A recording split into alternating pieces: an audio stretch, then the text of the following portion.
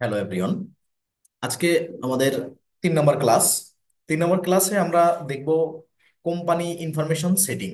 এটার যে বাকি যে চ্যাপ্টারগুলো ছিল স্টেপ বাই স্টেপ আমরা 2 নম্বর ক্লাসে আমরা দেখছিলাম। তারপর থেকে যে বাকি যে অপশনগুলো ছিল কোম্পানি সেটিং এ, সেগুলো আমরা সেটিং করব আজকে। এবং আমরা একটু ওভারভিউ করে আসি যে গত ক্লাসে আমরা কি কি দেখছিলাম।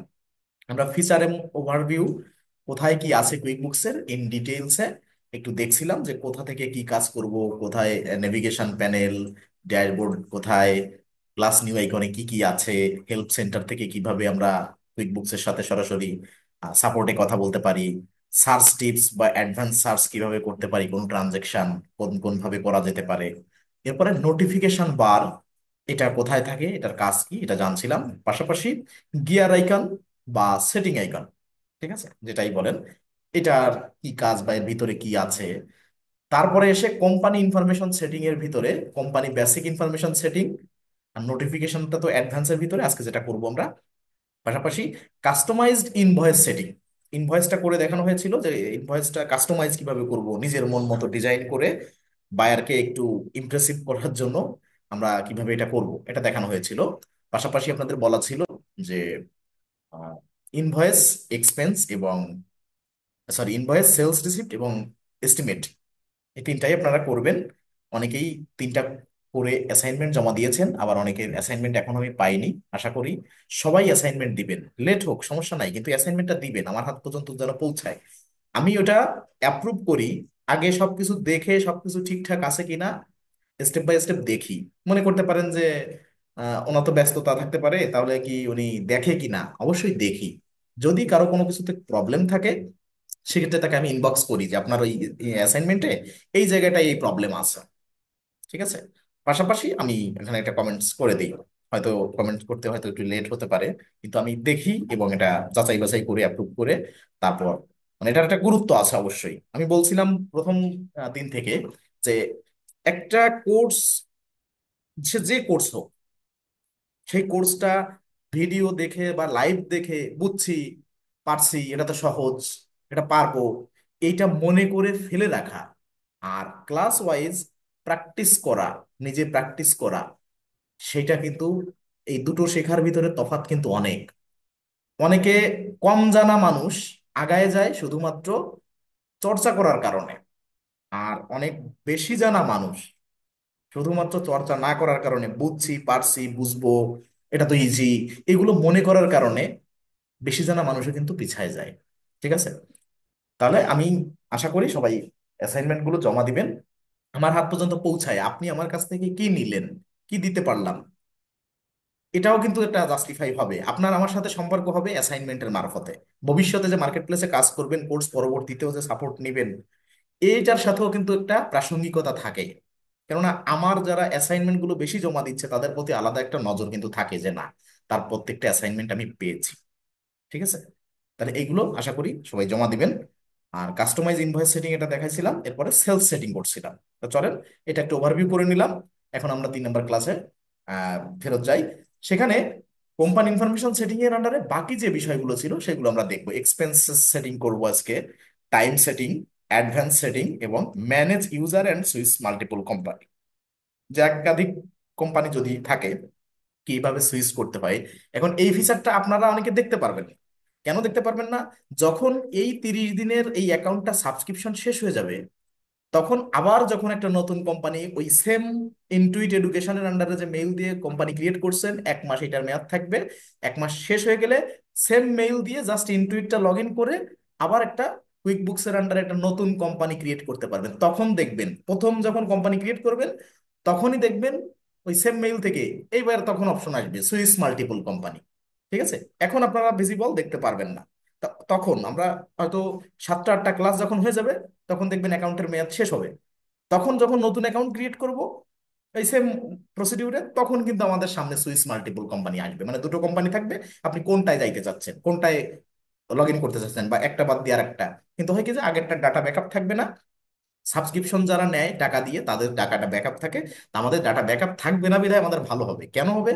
যে আমি 7টা 8টা ক্লাসে কি শিখলাম, শিখতে আমার তো সময় লাগছে, ক্লাসটা 1 1.5 ঘন্টা সেশন ছিল, 2 ঘন্টা সেশন ছিল, সেইটা ওই সময় বসতে আমার কেমন লাগছে, আর 7টা 8টা ক্লাস পরে এসে আবার এতটুকু করতে আমি, দেখবেন যে 2 থেকে 3 ঘন্টা টাইম লাগবে ওই কতটুকু কাজ করতে। তো তখন আপনার আরেকবার কিন্তু রিপিট হয়ে যাচ্ছে, তারপরে আপনি শিখবেন না, কততে শিখবেন না, ব্যাপারটা হচ্ছে এই। ঠিক আছে, তা আশা করি ওই সময় সুইস কোম্পানিও দেখতে পারবেন, আর পরবর্তীতে ওই 7টা 8টা ক্লাস মনে হবে পুরো ইজি, তখন আর ভিডিও দেখা লাগবে না। ঠিক আছে, এটা হচ্ছে ব্যাপার। যাই হোক, আমরা তখন এই সুইস মাল্টিপুল কোম্পানিটা পাবো, এই মুহূর্তে এই ফিচারটা আমাদের সামনে ভিজিবল হবে না, কারণ আমাদের কোম্পানি ক্রিয়েট করা আছে একটা। তাহলে ওইটা আমরা এই সময় দেখবো, কিন্তু বাকি যেগুলো সেগুলো এখন দেখবো। চলেন আমরা কুইক বুকসে চলে যাই। কুইক বুকসে যে এখানে কোথায় আমরা যাব, গিয়ার আইকন বা সেটিং আইকন, এটা এখানে ইওর কোম্পানি আছে, লিস্ট আছে, টুলস আছে, প্রোফাইল আছে। এখন অ্যাকাউন্ট অ্যান্ড সেটিং এর থেকে আমরা এই সেটিং গুলো করছি, আর বাকি প্রত্যেকটা টুলস এর আমি বলছি একটা টুলস এর কাজও স্কিপ করব না আমরা। ওই যেখানে শেখায় যে না ইম্পর্টেন্ট টপিক গুলো শেখায় যায়, যে এটা ইম্পর্টেন্ট, মানে পরীক্ষায় স্টুডেন্টরা কি পড়ে যে যা যেটা ইম্পর্টেন্ট সেটা বেশি পড়ে, সেটা কখন, পরীক্ষার আগে। তা আপনি ওই ইম্পর্টেন্ট গুলো প্র্যাকটিস করার বহুত সময় পাবেন, কিন্তু প্রথমে তো আপনার পুরোটা জানতে হবে যে এই বইতে বা এই সেক্টরে কি আছে। তো এই টোটাল সব টুলস এর কাজ না জানলে তাকে এক্সপার্ট বলা যায় না, তাকে এক্সপার্ট বলা যায় না কোনোভাবে। কোনটা ইম্পর্টেন্ট সেইটা আমি শিখলাম, নর্মাল গুলো বাদ দিলাম, আমার অনেক কাজ করতে গেলে বিভিন্ন টুলস এর কাজ আমার জানতে হবে। তা সেক্ষেত্রে আমার প্রত্যেকটা আমরা করব, এখান থেকে করব, প্রত্যেকটা প্লাস নিউ আইকন থেকে, নেভিগেশন প্যানেল থেকে সবগুলোর কাজ করব। আচ্ছা, এবার ইওর কোম্পানির আন্ডারে অ্যাকাউন্টেন্ট সেটিং এ ক্লিক করব।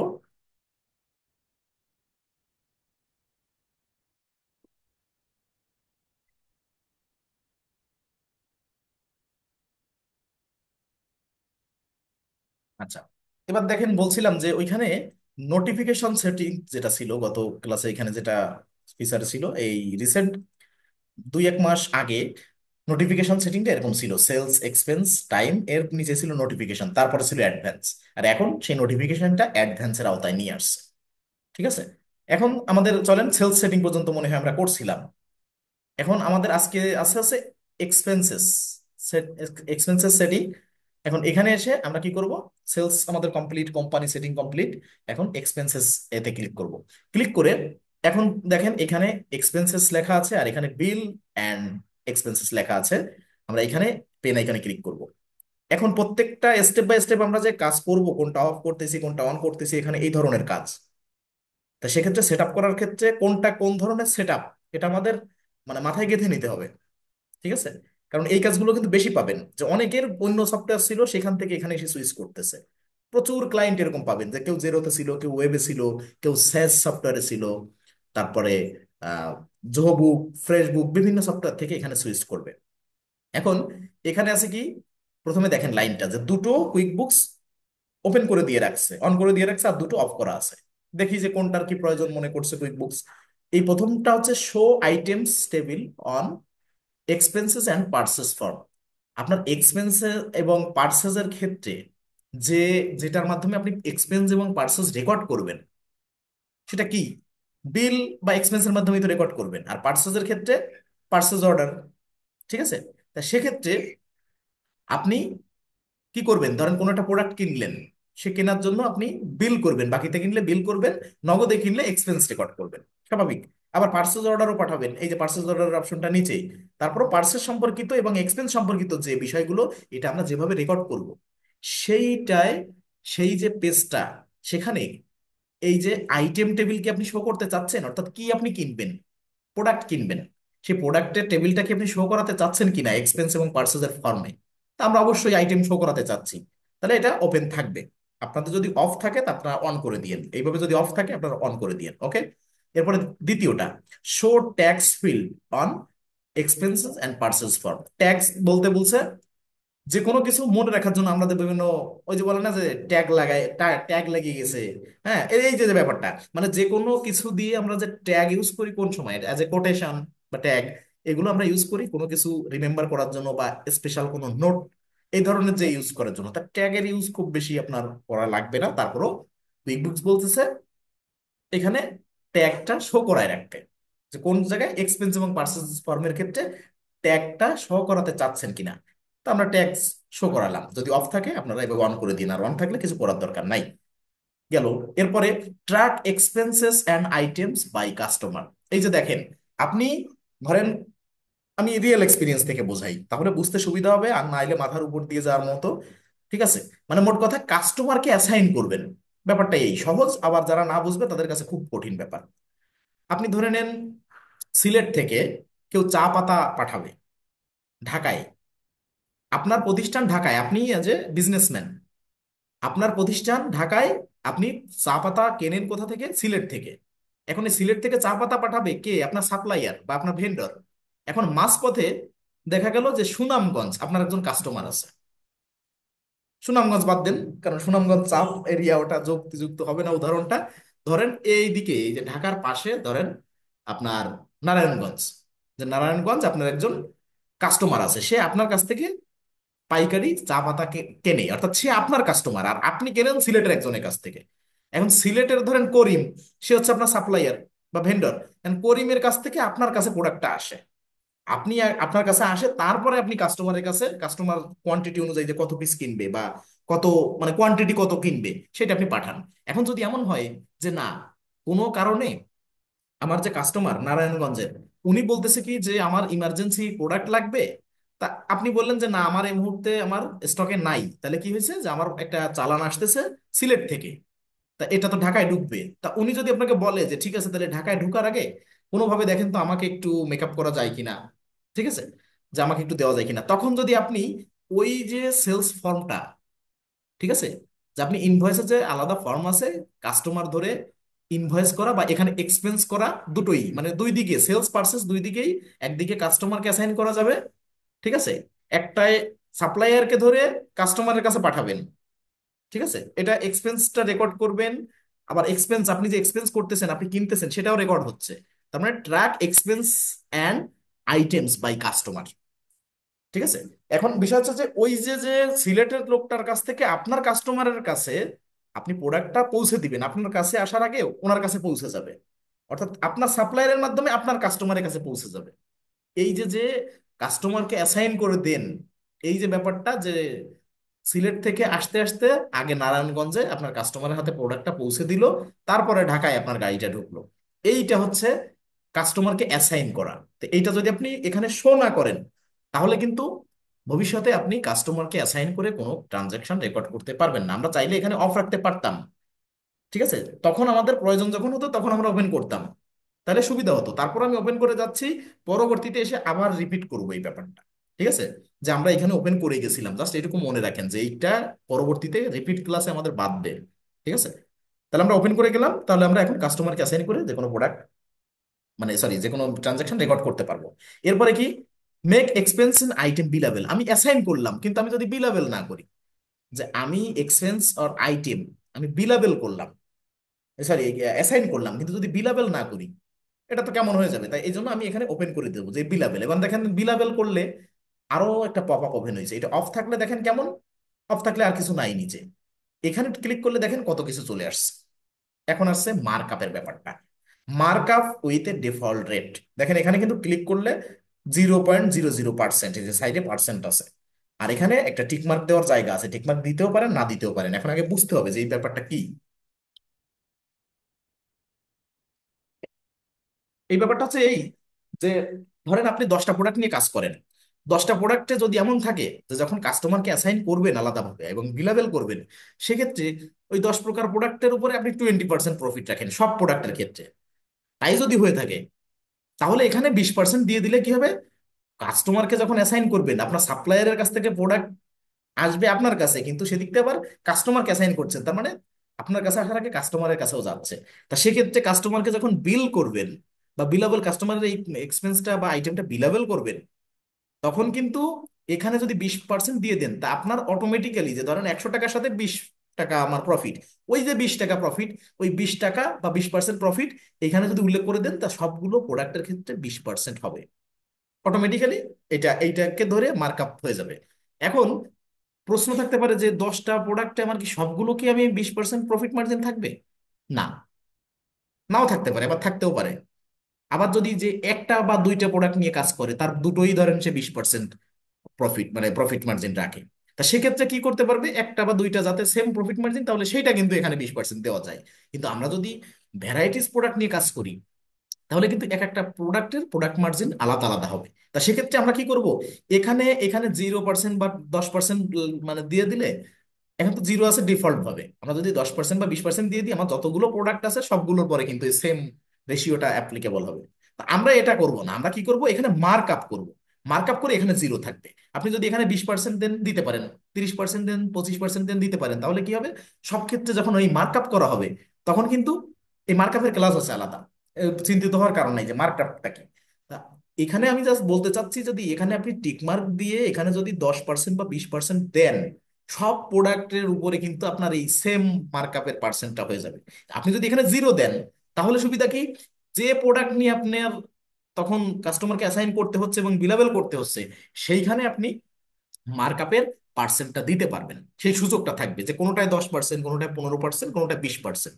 তো তখন অনেক আইটেম নিয়ে কাজ করা হয়, সেক্ষেত্রে আমি রেফার করবো যে এখানে মার্কআপটা দিবেন না।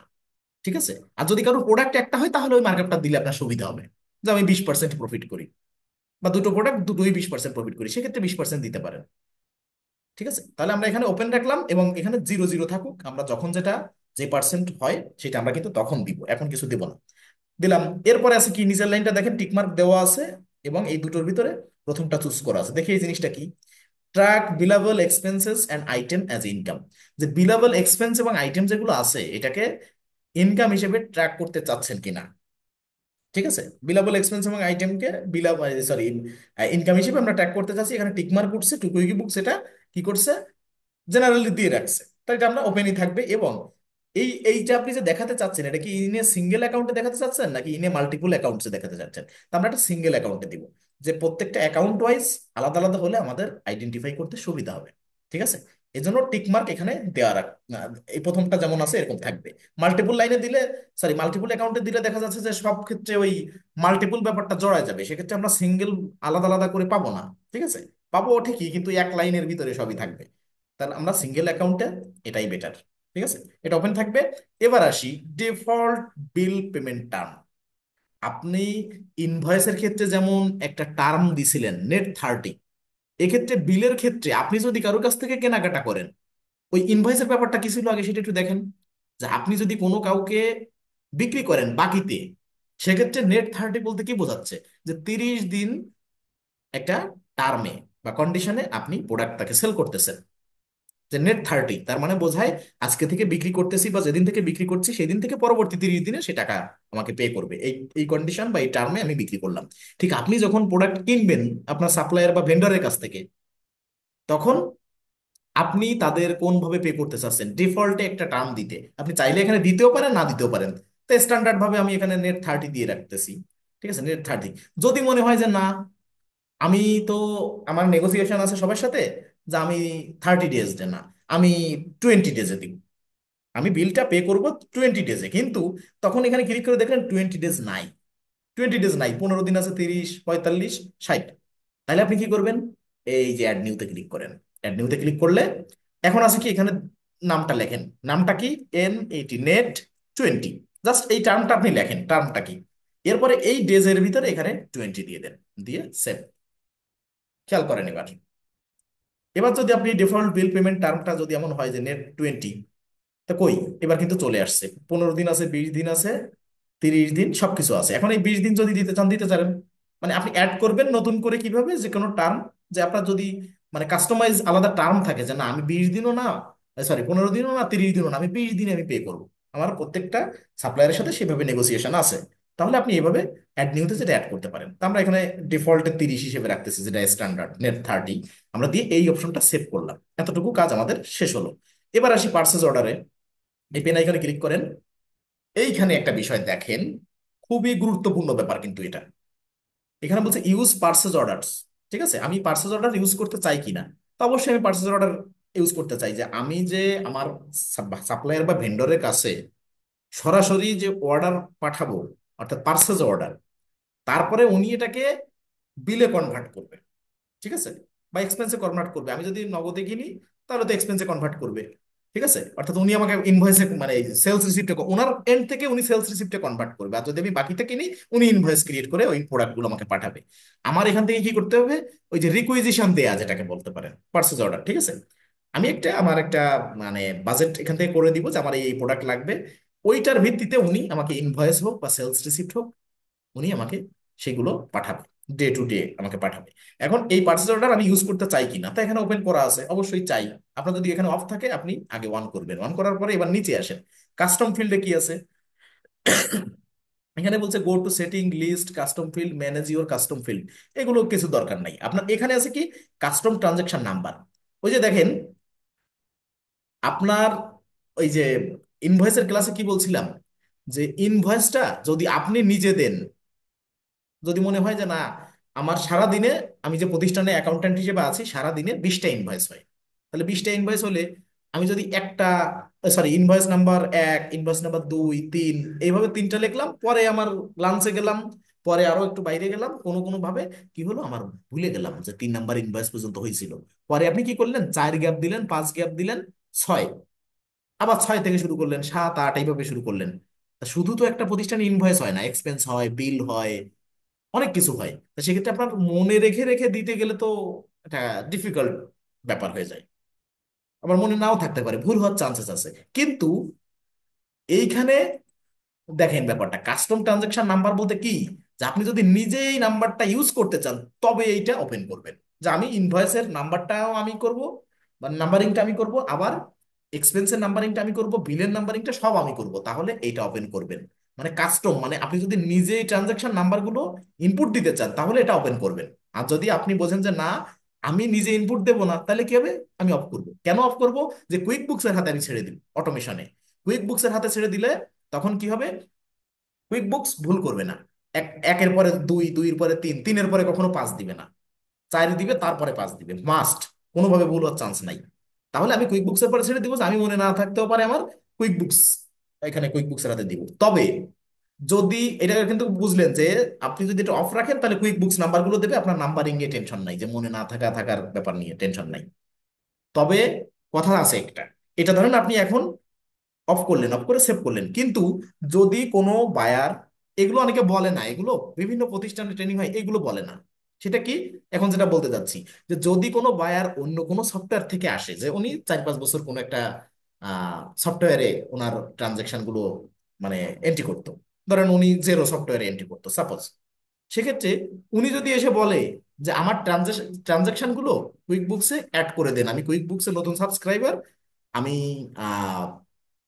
এর আগে জেরোতে ছিলাম, এখন আমারগুলো এন্ট্রি করে দেন, এখন আপনার কিন্তু মনে করে তাকে জিজ্ঞাসা করতে হবে আপনি কিভাবে অ্যাড করতে চাচ্ছেন আপনার ইনভয়েস বা এক্সপেন্স বা বিল বা পার্সেস অর্ডার, লাইক দ্যাট। আপনার যে এই যে বিষয়গুলো আছে, আপনি কি আপনার সফটওয়্যারে যে ইনভয়েস নাম্বার 1001, 1002, 1003 এইভাবে আপনাকে আমি অ্যাড করে দিব, নাকি আপনাকে আমার মতো করে বলতে কুইক বুকস এর ফিচার অনুযায়ী বা কুইক বুকস এর অটোমেশন অনুযায়ী আমি অ্যাড করে দিব। মোট কথা আপনি ট্রানজেকশন নাম্বার গুলো আপনার যেটা আছে এটা কি হুবহু রাখতে হবে, কারণ অনেক বায়ার এটা চাইবে, যে ওনারা ট্রানজেকশন নাম্বার অর্থাৎ ইনভয়েস নাম্বার কত ছিল 1025, ওই 1025 ওনার কোনো কিছু একটা বিষয় জড়িত থাকতে পারে, যেটা উনি 1025 নাম্বারে চেনে, অন্য কোনোভাবে উনি হয়তো আইডেন্টিফাই করতে পারে না, ঠিক আছে। আবার মনে করেন 1039, এই ইনভয়েসটায় কোনো একটা বিষয় ছিল জড়িত, যে উনি নাম্বারটা মনে আছে, ওনার ডাটাবেজে আছে এইটা, তখন ওই নাম্বারটা দিয়ে উনি মনে করেন অনেক কিছু মনে রাখছে, যে কিছু কিছু বিশেষ কিছু কিছু ট্রানজেকশন নাম্বার থাকে, যে যেটার সাথে কোনো না কোনো বিষয় জড়িত থাকে, ফিনান্সিয়াল ইস্যু থাকতে পারে, তারপরে ওভার ডিউ হয়ে যেতে পারে, এই এই বিষয়গুলো জড়িত থাকে, নেগোসিয়েশনের মানে সুবিধা সুবিধা থাকতে পারে। কিন্তু এটা যদি আপনার যদি মাথায় না থাকে যে না ওই লোকটাকে এটা আমি যদি আগে বলতাম তাহলে আমার পরে খাটনি পড়তো না, কিরকম খাটনি, ধরেন ওনাকে আপনি এটা জিজ্ঞেস করলেন না, উনি ডাটাবেস দিল, আপনি তো মনের আনন্দে ইম্পোর্ট করতে থাকতেছেন, যে একসাথে বাল্ক আকারে ইম্পোর্ট করলেন, পরে এসে যদি উনি কোনো সময় সার্চ করে ওনার ওই ট্রানজেকশনটা কোনো কারণে খুঁজতে যায়, তখন বলবে যে হাই হাই করছে কি, আমার সে নাম্বার কই, আমি 1039 নাম্বার ইনভয়েস দিয়ে সার্চ দিচ্ছি, আসতেছে দিয়ে এই কি, এটা তো কেমন হয়ে গেল, কারে দিয়ে কাজ করেছে, এইটা যাতে না বলে, যেটা আপনার মার্কেট প্লেসে যে জানা কথা ছিল, মার্কেট প্লেসে প্রবেশ করে জানা কথা ছিল, সেটা আমি আপনাকে আজকে বলতেছি, কেন বলতেছি, কিছু কিছু মানে মাস্ট বি রিমেম্বার করার ব্যাপার আছে। সেই বিষয়গুলো মাথায় ঢুকাই নিবেন, একদম কমন কনসেপ্ট, সেগুলো একটু মাথায় এন্ট্রি করে নিতে হবে, যেটা যেন না ভুলেন। মানে বিষয়টা সিম্পল, যে যদি কেউ তার যে ডাটাবেস ছিল পুরনো সফটওয়্যারের ডাটাবেস, সেখান থেকে যে ট্রানজেকশন কি কি আছে, ইনভয়েস আছে, এক্সপেন্স আছে, বা বিল আছে, সেলস রিসিপ্ট আছে, রিসিপ্ট পেমেন্ট আছে, এই যে যে বিভিন্ন নামগুলো বললাম, এর এক একটা ট্রানজেকশনে বা এক একটা ফরম্যাটে এক একটা নাম্বারিং আছে, ঠিক আছে, নাম্বারিং করা আছে। এখন এই ট্রানজেকশন নাম্বারের যদি উনি হুবহু ওই নাম্বারের যখন আসতে চাইবে, তখন আপনি এটা ওপেন করবেন। ধরেন সেটিং আপনার অফ ছিল, অফ থাকা অবস্থায় আপনি সেভ করলেন, কিন্তু যদি কোনো বায়ার বলে যে আমার ট্রানজেকশন নাম্বার এখানে মাস্ট বি থাকতেই হবে, তখন আপনার কি করতে হবে, এখানে এসে এইটা ওপেন করতে হবে, শুধু ততটুকু সময়ের জন্য যতটুকু সময় নিয়ে আপনি ওই নাম্বারিং গুলো ওনার মতো করে সেট আপ করে দিন। তার মানে কুইকবুকস দুটোই রাখছে, একটা হচ্ছে কুইকবুকস এর হাতে নাম্বারিং দিবেন, তাহলে আপনি কোন ডাটাবেস থেকে আসছেন কোনো ব্যাপার না, ও ওর মতো নাম্বারিং করবে। আর যদি আরেকটা আছে কি, আপনি এটা সেটার ক্ষেত্রে অফ করে দিবেন, অফ করে দিয়ে আপনি কুইকবুকস এর হাতে ছেড়ে দিলে, ইম্পোর্ট করলে তখন কিন্তু নাম্বারিং গুলো করার সুযোগ থাকতেছে। কিন্তু আপনি যদি বায়ার বলে যে না আমার নাম্বারগুলো শো করতেই হবে, তখন আপনি শুধু ওইটুকু সময়ের জন্য এটা অন করে দিয়ে যাবেন, দিয়ে সেভ করবেন। এরপরে দেখবেন যে আপনি নাম্বারিং করতে পারতেছেন, ঠিক আছে। তখন তার সেই নাম্বারিং করা যে ট্রানজেকশন গুলো, যে আপনার নাম্বার মানে ম্যানুয়ালি দিতে হবে এবং ওনার নাম্বার যেটা দেওয়া আছে ওইটাই রাখতে হবে, তাহলে তখনের জন্য আপনি অন করবেন ওইটা, তারপরে এসে আবার কাজ শেষে আবার অফ করে দিয়ে যাবেন, ঠিক আছে। এটা হচ্ছে ব্যাপার। আর যদি অফ না করতে বলে, আপনি একটু এক্সপ্লেন করবেন যে এই এই ফিচারটার সুবিধা এই, যে আমাদের দুই সিস্টেম আছে, কুইকবুকসে নাম্বারিংটা কুইকবুকসের হাতে ছেড়ে দিলে ভুল করার চান্স নাই। আর যদি কাস্টম ট্রানজেকশন নাম্বার, এটা যদি আমরা অফ করে রাখি, তাহলে কুইকবুকস নিজের মতো করে নাম্বারিং করবে। তো এমন হতে পারে যে উনি যে ইতিপূর্বে যে ডাটাবেজে ছিল, সেখানে নাম্বারগুলো থাকলে হচ্ছে, পরবর্তী নাম্বারগুলো কুইকবুকসের হাতে ছেড়ে দিল, সেটাও সে করতে পারে। না হলে যদি বলে যে না, আমার যে অ্যাকাউন্ট্যান্ট আছে বা আমার প্রতিষ্ঠানে যে হিসাবটা এখানে এন্ট্রি করে, সে এই নাম্বারিংটা বুঝবে বা কিছু যাক, যেভাবে ম্যানেজ করে, দুটো অপশন তাকে এক্সপ্লেন করবেন কোনটার কি সুবিধা কোনটার কি অসুবিধা, যেখানে, কেননা আপনি দেখা যাচ্ছে কাজ শেষ করলেন, লাস্টে সেটা অফ করলেন না, তখন কিন্তু ব্যাপারটা আবার অন্যরকম হয়ে যাবে, ঠিক আছে। এই জন্য এইটা অন অফ এর সাথে অনেক কিছু জড়িত, কাস্টম ট্রানজেকশন নাম্বার, এটা মনে রাখেন যে অনেক কিছু জড়িত। এতে কাস্টমার কিন্তু মানে হাতছাড়া হওয়ারও ভয় আছে, ঠিক আছে, অনেক কিছু জড়িত আছে। যাক, এটা শুনলেন, তাহলে আমরা এখানে আপাতত অফ রাখতেছি, আমরা কুইক বুকসের হাতে ছেড়ে দিচ্ছি। যখন আমাদের প্রয়োজন হবে, এ ধরনের কোনো বায়ার আসবে, তখন আমরা অন করে সেভ করে নতুন করে এটা কাজ করব, করে আবার অফ করে দিয়ে যাব যদি বায়ার বলে। আচ্ছা, তাহলে এটা বুঝলেন, এটা আপাতত অফ রাখলাম। এবার default message on purchase order, এটা হচ্ছে যার যার বায়ার দিবে। যে পার্সেজ অর্ডারে যেমনটা আমাদের ওই যে ইনভয়েসে মনে আছে, সেলস এর ভিতরে যে ইনভয়েস কাস্টমাইজ করছি, ওখানে বিভিন্ন কথা লেখা ছিল, এখানে কিন্তু ডিফল্টে কিছু দিয়ে রাখে নাই। আপনার বায়ার যদি কোনো কিছু এখানে নোট দেয় যে এতটুকু কথা লিখবেন, সেটা আপনি এখানে লিখে দিবেন, তাছাড়া আপনার অযাচিত কোনো কিছু লেখার দরকারই নাই, কিছু দরকার নেই, ঠিক আছে। তাহলে default message on purchase order, এটা যখন দিবে যে না, ওনার পার্সেজ অর্ডারে কোনো একটা লেখা উনি দিতে চাচ্ছে, তখন কিন্তু আপনি এখানে দিতে পারতেছেন, দিয়ে আপনি এখানে সেভ করে দিবেন। আর যদি কিছু না দেয়, এরকম ব্ল্যাঙ্ক থাকবে, দিয়ে সেভ। ওকে, এবার আসি মেসেজে, ক্লিক করেন। মেসেজে ক্লিক করলে ওই একই রকম ইনভয়েসে যেমন মেসেজ সেট আপ করা হয়েছে, এখানে কুইক বুকসে দেখেন এই যে যে বিষয়গুলো আছে, এই যেগুলো দেওয়া আছে, এটাই বেস্ট। আমরা একটু পড়ে দেখি। ডিফল্ট মেসেজের ক্ষেত্রে কি আছে, যে আপনি যখন পার্সেজ অর্ডার পাঠাবেন বা পার্সেল সম্পর্কিত কোনো কিছু থাকবে, সেক্ষেত্রে আপনি তো কাউকে মেইল করবেন, যে আপনার সাপ্লায়ারের কাছে তো মেইল করবেন, একটা কপি তো যাবে, পার্সেল অর্ডারের একটা কপি তো মেইলে পাঠাবেন। ফিজিক্যালি অর্ডার করতে পারেন, কিন্তু মেইলে, বিজনেস মানে একটা মেইলের একটা জগৎ, মানে এখানে কমিউনিকেশনটা মানে প্রফেশনাল বা কর্পোরেট একটা মেইল, ব্যাপারটা আপনারা হয়তো মনে করতে পারেন যে কি না কি, মানে পার্সোনাল ইউজের জন্য একরকম, কিন্তু কর্পোরেট লেভেলে বা এই বিজনেস লেভেলে মেইলটা কিন্তু খুবই গুরুত্বপূর্ণ, ঠিক আছে। এখন এখানে আসি, এই পার্সেস অর্ডারের ক্ষেত্রে আমি যখন আমার সাপ্লায়ার বা ভেন্ডরের কাছে একটা মেইল করব, তার ফরম্যাটটা কেমন হবে, মেইল আমি করব কি, আমি ম্যানুয়ালি করব না, আমি এখানে অটোমেশনে সেট আপ করে রাখতেছি কুইক বুকসে। ওই যে মানুষ বাল্ক সেন্ডার যে মেইলগুলো, মানে মেইলের যে সফটওয়্যারগুলো ইউজ করে, মেইল চিপ, এটাও কিন্তু কুইক বুকসের প্রোডাক্ট, এটাও ইনটুইটের প্রোডাক্ট, এদেরই এই প্রতিষ্ঠানেরই প্রোডাক্ট, ঠিক আছে। এখন এখানে এই কুইকবুক সফটওয়্যারের ভিতরে এই ফিচারটা আপনাকে দেওয়া আছে, যে মেইলগুলো সব অটো সেন্ড হবে। এখন কি বলতেছে, যে এখানে আসে default email message send with purchase order, purchase অর্ডারের সাথে একটা মেইল সেন্ড হবে কার কাছে, সাপ্লায়ার বা ভেন্ডরের কাছে। এখানে ইউজ গ্রেডিং ডিআর, এখানে ফুল নেম, এটা দেওয়া থাকবে। এরপর ইমেল সাবজেক্ট লাইনে দেখেন কি লেখা থাকতেছে, একেবারে ওনারা দিয়ে রাখতেছে যে purchase order from unique pharmaceutical LLC, এদিকে আরো অনেক কিছু আছে, এই যে এলএলসি, ঠিক আছে, purchase order from unique pharmaceutical LLC, এই কথাটা লেখা থাকবে, তো এটা বেটার, একটা মেইলের সাবজেক্টে এটা বেটার এবং স্ট্যান্ডার্ড। এরপরে আসি ইমেইল, যে মেসেজে কি লেখা থাকবে। আপনি যখন একটা পার্সেস অর্ডার করলেন, একটা পার্সেস অর্ডার সাপ্লায়ার বা ভেন্ডরকে করলেন, সেক্ষেত্রে কি হবে, আপনার এখানে কিন্তু সেই যে অপশনটা, এই অপশনটা কিন্তু এখানে, এই মেসেজটা কিন্তু ওই পার্সেস অর্ডারের সাথে লেখা থাকবে। কি লেখা থাকবে, যে কি হলো, একজন ক্লাসে জয়েন করতে পারিনি, জাস্ট একটা মিনিট, একটা মিনিট।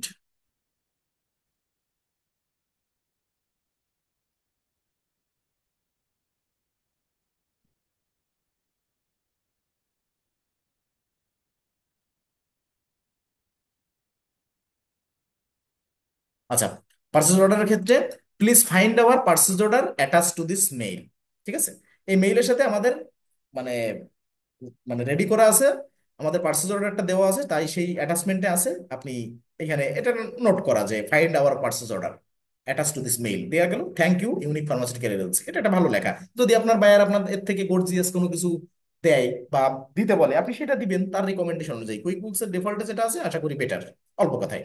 এবার আসি, যে এই যে আপনি পার্সেস অর্ডার করবেন, ওই যে ইনভয়েসের ক্ষেত্রে দেখছিলেন না, সিসিতে বিসিসিতে রাখা হয়েছিল, কাদেরকে রাখা হয়েছিল, যে সেলস ডিপার্টমেন্টকে বা পার্সেস ডিপার্টমেন্টকে, ঠিক আছে, ওখানে তো সেলস ছিল, আর এখানে পার্সেস ডিপার্টমেন্টকে, যে আপনি একটা পার্সেস অর্ডার পাঠাবেন, এইটা আপনি আপনার প্রতিষ্ঠানের যে মাস্টার মেইল, সেইখানে একটা কপি, এখানে যদি টিকমার্ক দেন, এই যে ইমেল নিয়ে কপি অ্যাট এই মেইল, কারণ আমার এই মেইলটা দিয়ে অ্যাকাউন্ট ক্রিয়েট করা, তার জন্য এইটা, এটা চলে যাবে অটোমেটিক্যালি। এখান থেকে যদি কোনো পার্সেস সম্পর্কিত কোনো অর্ডার ক্রিয়েট করা হয়, পার্সেস অর্ডার, সেগুলো কিন্তু এখান থেকে এই মেইলে চলে যাবে, এখান থেকে তো সেটা হবে, পাশাপাশি এই পার্সেস অর্ডারটা ক্রিয়েট করার সাথে সাথে এই মেইলে একটা কপি চলে যাবে। এখানে বায়ারের মেইল থাকলে বায়ারের মেইলে এখানে টিকমার্ক দিয়ে রাখলেন, এটা কিন্তু চলে যাবে, গেল। এবার সিসিতে যদি ধরেন যে না, আমার যে প্যারেন্ট মেইল সেটা তো গেছে, এখন আমি সিসিতে রাখতে চাই, এখন ওইখানে উদাহরণস্বরূপ দেখানো হয়েছিল যে সেলস, সরি, এই হেড অফ সেলস, আর এখানে দিবেন হেড অফ পার্সেস।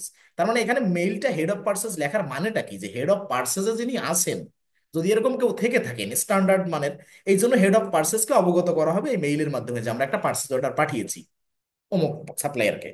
এখানে যদি বিসিসি তে যদি রাখেন, তাহলে আপনি দিতে পারেন head of purchase executive, sorry, এই পার্সেস এক্সিকিউটিভ, বা আপনার বায়ার যদি দিতে চায় যে কাউকে,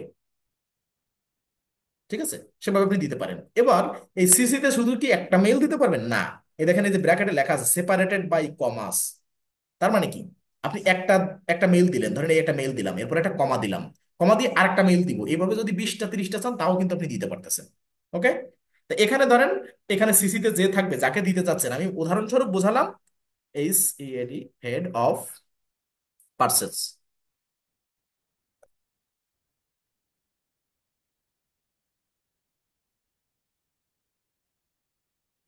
@gmail.com। ওকে, আচ্ছা, এটা গেল পার্সেস। এবার আসি কিসে, এবার হচ্ছে কি অন্য কিছু, ধরেন অ্যাডমিন, অ্যাডমিন বা আদার যা কিছু, সরি, এই ছোট হাতের ADMIN, মেন @gmail, ও অ্যাডমিন পার্সেস সেকশন, ঠিক আছে, এভাবে আপনি দিবেন, মানে আপনার বোঝার স্বার্থে, এটা কিন্তু কোনো কারোর মানে পার্সোনালি কারোর মেইল না, অ্যাডমিন ক্লিক করে পার্সেস, ঠিক আছে, @gmail.com, মেইলের এল হয়নি, মানে এটা উদাহরণস্বরূপ কেন বোঝানো, আপনি যেন প্র্যাকটিক্যালি ব্যাপারটা বুঝতে পারেন, ঠিক আছে। এখানে যার যার মেইল হবে, পার্সনের মেইল হবে, যে এই দায়িত্বে কারা আছেন তাদের, যদি কোনো প্রতিষ্ঠানে এই দায়িত্বে কেউ না থাকে, তা সবাই যে সিসিতে বিসিসিতে রাখবে এমন কোনো কথা থাকতে পারে না, ঠিক আছে, যারা রাখবে তাদের ফরম্যাটটা এরকম হবে। এই সেভ দিলেন, সেভ দেওয়ার পরে লাস্টে এসে এখানে ধরেন ডান দিলাম, ডান দিয়ে মানে আমরা একটা একটা সেকশন ডান দিয়ে কেন যাচ্ছি, যে এটা সেভ থাকবে না, হুট করে যদি এখন কোনো কারণে ধরেন আপনি পিসিতে কাজ করেন, হুট করে বন্ধ হয়ে গেল, মানে কারেন্ট চলে গেছে, যে কোনো কারণে বন্ধ হয়ে গেল, সেক্ষেত্রে কিন্তু ওই সেটিংটা থাকবে না, ঠিক আছে। এই জন্য আমরা আমরা যদি কখনো কাজ করতে করতে ল্যাপটপ থেকে উঠে যাই, তার লাস্ট অংশটুকু মানে সেভ দিয়ে লাস্ট এসে ডান দিব, না হলে কিন্তু পার্মানেন্টলি সেভ থাকবে না, ওটা কিন্তু মানে আন্ডো হয়ে যাবে, ঠিক আছে, এই এক্সপেন্সিভ হয়ে গেছে। এবার কি হবে আমাদের টাইম, টাইমে আসি। টাইমের কাজ কি? ছোট টাইম কাজ। এখানে এখানে টাইমের উপরে জেনারেলের উপরে ক্লিক করবেন। এখানে বলছে first day of work week, যে আপনার লোকেশন, ধরেন আপনি ইউকে বাইরের একটা কাজ পেয়েছেন, সেক্ষেত্রে তাদের সানডেতে কিন্তু অফ ডে থাকে। আমাদের বাংলাদেশে যেমন কোনো প্রতিষ্ঠানে শুধু শুক্রবার ছুটি, কোনো প্রতিষ্ঠানে শুক্র শনিবার ছুটি। এখন সেক্ষেত্রে আমাদের যে প্রতিষ্ঠানে শনিবার শুক্র শনিবার ছুটি, সেক্ষেত্রে কিন্তু আমাদের first day of work week কি বার হয়? রবিবার, তাহলে সানডে, এটা ঠিক আছে, আমার লোকেশনে ঠিক আছে। যদি মনে হয় যে না, ইউএস এর কোনো একটা প্রতিষ্ঠানে আপনি রিমোট জব করতেছেন বা কোনো ফাইবার আপওয়ার্ক থেকে অর্ডার পেয়েছেন, এবং সেক্ষেত্রে তাদের কিন্তু সানডেতে আছে অফ ডে, অর্থাৎ পাবলিক হলিডে। সেক্ষেত্রে কিন্তু তাদের ফার্স্ট উইক হচ্ছে মানডে। ঠিক আছে, বিশেষ করে আহ, মানে ইংরেজি বা এই ধরনের যে দেশগুলো আছে, ইংলিশ মানে ফরম্যাটে চলে, তাদের কিন্তু বেশিরভাগ ক্ষেত্রে সানডেতে আপ ডে। ঠিক আছে, অর্থাৎ ক্রিস্টিয়ান কান্ট্রি বেশিরভাগ যত যা কিছু আছে। আর এদিকে আরবি যে দেশগুলো, ঠিক আছে, অর্থাৎ আপনি কাতার দেখেন, তারপরে অন্যান্য যে দেশগুলো আছে, দুবাই বলেন, এখানে কিন্তু জুমার দিনটা ছুটির দিন থাকে। ঠিক আছে, সেক্ষেত্রে পাবলিক হলিডে ফ্রাইডেতে। আর এখানে সানডেতে, যে যে দেশে যে যে নিয়ম, মানে এক একটা লোকেশনে এটা ডিফারেন্ট কিন্তু। আপনি যে লোকেশনে কাজ করতেছেন, আপনি লাগে গুগল করে নেবেন যে এনাদের first day of work week কোন দিন, আবার বায়ারকে জিজ্ঞাসা করতে পারবেন। তার মানে একটা প্রজেক্ট চলমান অবস্থায় বায়ারের সাথে কমিউনিকেশন অন্তত 20-50 বার হয়ে যায় যদি কোনো বড় প্রজেক্ট হয়। আর যদি ছোট প্রজেক্ট হয় তাও 5-10 বার কিন্তু কমিউনিকেশন লাগে। উনিও রিপ্লাই দেয়, কারণ এটা ওনার কাজ করতেছি আমরা, ওনার কাছ থেকে ইনফরমেশন না পাইলে দিব কোথা থেকে? সব তো আর ডাটাবেজে দেয় না। এই কমন কমন কিছু বিষয় তা কিন্তু প্রতিনিয়ত তার সাথে কমিউনিকেট করে মেসেজ করে জানা লাগে। তাহলে এখানে আমরা ধরেন আমরা দিচ্ছি মানডে ওয়ার্ক উইক, মানে উইকের প্রথম দিন মানডে দিয়ে সেভ। ঠিক আছে, এবার আসি টাইম শিটে। টাইম শিটে এখানে ক্লিক করেন। এখানে কি বলছে? Show service field. তার মানে সার্ভিসের ক্ষেত্রে টাইমটা আপনি শো করাতে চাচ্ছেন কিনা, অর্থাৎ সার্ভিস মানে এই ফিল্ডে সার্ভিস যখন রেকর্ড করবেন, সেখানে এই সার্ভিসের হেডগুলো কি শো হবে কিনা? হ্যাঁ, হবে। এখানে এটা যদি আপনার অফ থাকে, আপনি অন করে দিবেন যে সার্ভিসটা শো করাতে চাচ্ছি। আচ্ছা, এবার অ্যালো টাইম টু বি বিলাবেল, মানে টাইম শুধু রেকর্ড করলে হবে, বিলাবেল করতে হবে না। আপনার থাকবে এরকম।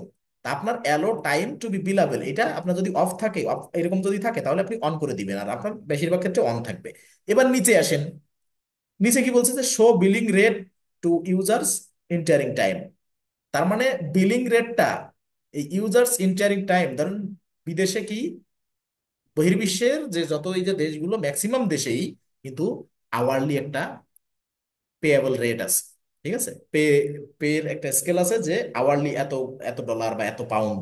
এখন সেক্ষেত্রে এখানে কি বলতেছে? Show billing rate to users entering time.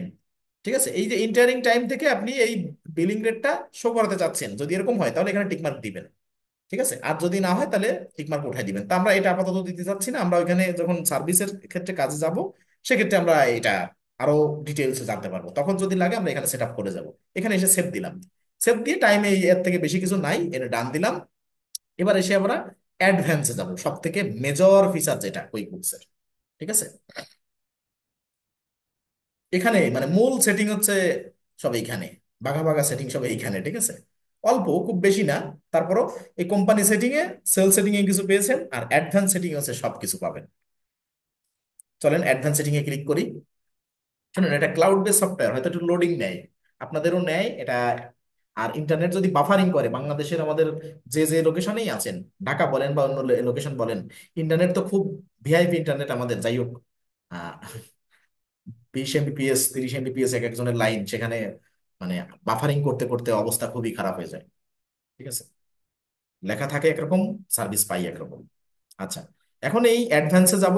অ্যাডভান্সে যে আমাদের বাকি কাজগুলো দেখেন, এই থেকে এই পর্যন্ত আছে, খুব বেশি না, অল্প। তারপরও মেজর অনেক বিষয় এখানে উঠে আসবে। এখনো প্রথম থেকে দেখেন, অ্যাকাউন্টিং এই নামে আলাদা একটা সেগমেন্ট। এখানে আমরা পেন আইকনে ক্লিক করি, তারপর সব দেখি। First day, sorry, first month of financial year, মানে আপনার ফিনান্সিয়াল ইয়ারের প্রথম মাস কোনটা। এখন কোন দেশে আছে জুলাই টু জুন, মানে বাজেট যেটা হয়, ফিনান্সিয়াল বাজেট, প্রত্যেকটা দেশেই ফিনান্সিয়াল বাজেট হয়। আর সেক্ষেত্রে আমাদের যেমন দেখা যাচ্ছে যে মানে ট্যাক্স দেওয়ার ক্ষেত্রে একরকম, ঠিক আছে। আবার অন্যান্য দেশে ট্যাক্স দেওয়ার ক্ষেত্রে তাদেরও কিন্তু আলাদা, মানে ডিফারেন্ট, এটা কিন্তু লোকেশন ওয়াইজ ভ্যারি করে। এখন আমরা যেমন ইউকে তে কাজ করতেছি, ইউকে এর একটা মানে কোম্পানি ক্রিয়েট করছি, সেখানে first month of financial year কি জানুয়ারি। যদি আপনার ইউএসএ হয় তাও সেম, কিন্তু ইউএসএ তেও কিন্তু স্টেট ওয়াইজ অনেক কিছু ভেরি করে। ইউএসএ ইউকে তে স্টেট ওয়াইজ, মানে ইউকে তে খুব বেশি স্টেট ওয়াইজ ভেরি করে না, তবে সরি ইউকে তে স্টেট ওয়াইজ বা রিজিয়ন ওয়াইজ বা কাউন্টি বলে, কাউন্টি ওয়াইজ খুব বেশি কিছু ভ্যারি করে না, অল্প। কিন্তু ইউএসএ তে অর্থাৎ আমেরিকায় এক একটা স্টেটে এক এক রকম, মানে মাথা খারাপ হয়ে যাবে আপনার কাজ করতে গেলে। যে যদি বোঝেন যে টেক্সাসে একরকম রুল রেগুলেশন আছে, আর এক স্টেটে ধরেন নিউ ইয়র্কে আর একটা, আবার ক্যালিফোর্নিয়াতে আর একটা, মানে এক একটা মানে এক এক রকম, ঠিক আছে। এক্ষেত্রে একটু ওই লোকেশনে কাজ করার ক্ষেত্রে একটু গুগল করতে হবে। চ্যাট জিপিটি আছে, ঠিক আছে, বহুত কিছু আছে। একটা ম্যাপ দিবেন চ্যাট জিপিটি কে, কমান্ড দিয়ে দিবেন, দেখবেন অ্যান্সার সহ দিয়ে দিচ্ছে, ব্যাখ্যা সহ। তা আপনারা এগুলো ইউজ করবেন, মানে এখানে অ্যানালিটিক্যাল অ্যাবিলিটি যার যত থাকবে, সে কিন্তু খুব মানে সফলতার দিকে সেভাবেই একটু অগ্রিম পদক্ষেপেই আগায় থাকবেন, ঠিক আছে। ব্যাপারটা এই অ্যানালিটিক্যাল অ্যাবিলিটি কাজে লাগাতে হবে। শুধু যে আমি একটা কোর্স করলাম, কোর্স শেষেই ইনকাম হয়ে যাবে, এটা হবে তখন যখন আপনার নিজেকে আপনি আহ, মানে ভাঙবেন, প্রতিনিয়ত ভাঙবেন, তাহলে অনেক কিছু বের হয়ে যাবে, ঠিক আছে। এটা কেন বললাম, এই যে লোকেশনের কথা বলতে চাই, যখন বিভিন্ন লোকেশনে কাজ করবেন, অনেক কিছু, মানে এই এমন কিছু না যে বই মুখস্থ করতে হবে, কিন্তু জানতে হবে। তাই নেট আছে, আজকে নেটে এত অ্যাভেলেবেল, সেক্ষেত্রে জানতে কি আপনার খুব বেশি কষ্ট হবে? ব্যাপারটা হচ্ছে এই, কিন্তু আপনার তো বুঝতে হবে যে আমি জানবো কিভাবে, কোথা থেকে জানা যায়, রিসোর্স কি। যাই হোক, এই কথাগুলো বললাম শুধুমাত্র first month of financial year. এটা কিন্তু সম্পূর্ণ মানে অ্যানালিটিক্যাল অ্যাবিলিটির উপরে নির্ভর করতে হবে আপনার। আপনি কোন দেশে কাজ করতেছেন বা কোন লোকেশনে কাজ করতেছেন, সেই লোকেশনে ফিনান্সিয়াল ইয়ার কোনটা, এবং ফিনান্সিয়াল ইয়ার যদি জুলাই টু জুন হয়, তাহলে মাসটাও প্রথম মাসটা হবে জুলাই। আর যদি financial year January to December হয়, তাহলে ফার্স্ট মান্থ হবে জানুয়ারি। আচ্ছা গেল, তাহলে এখানে দিলাম জানুয়ারি।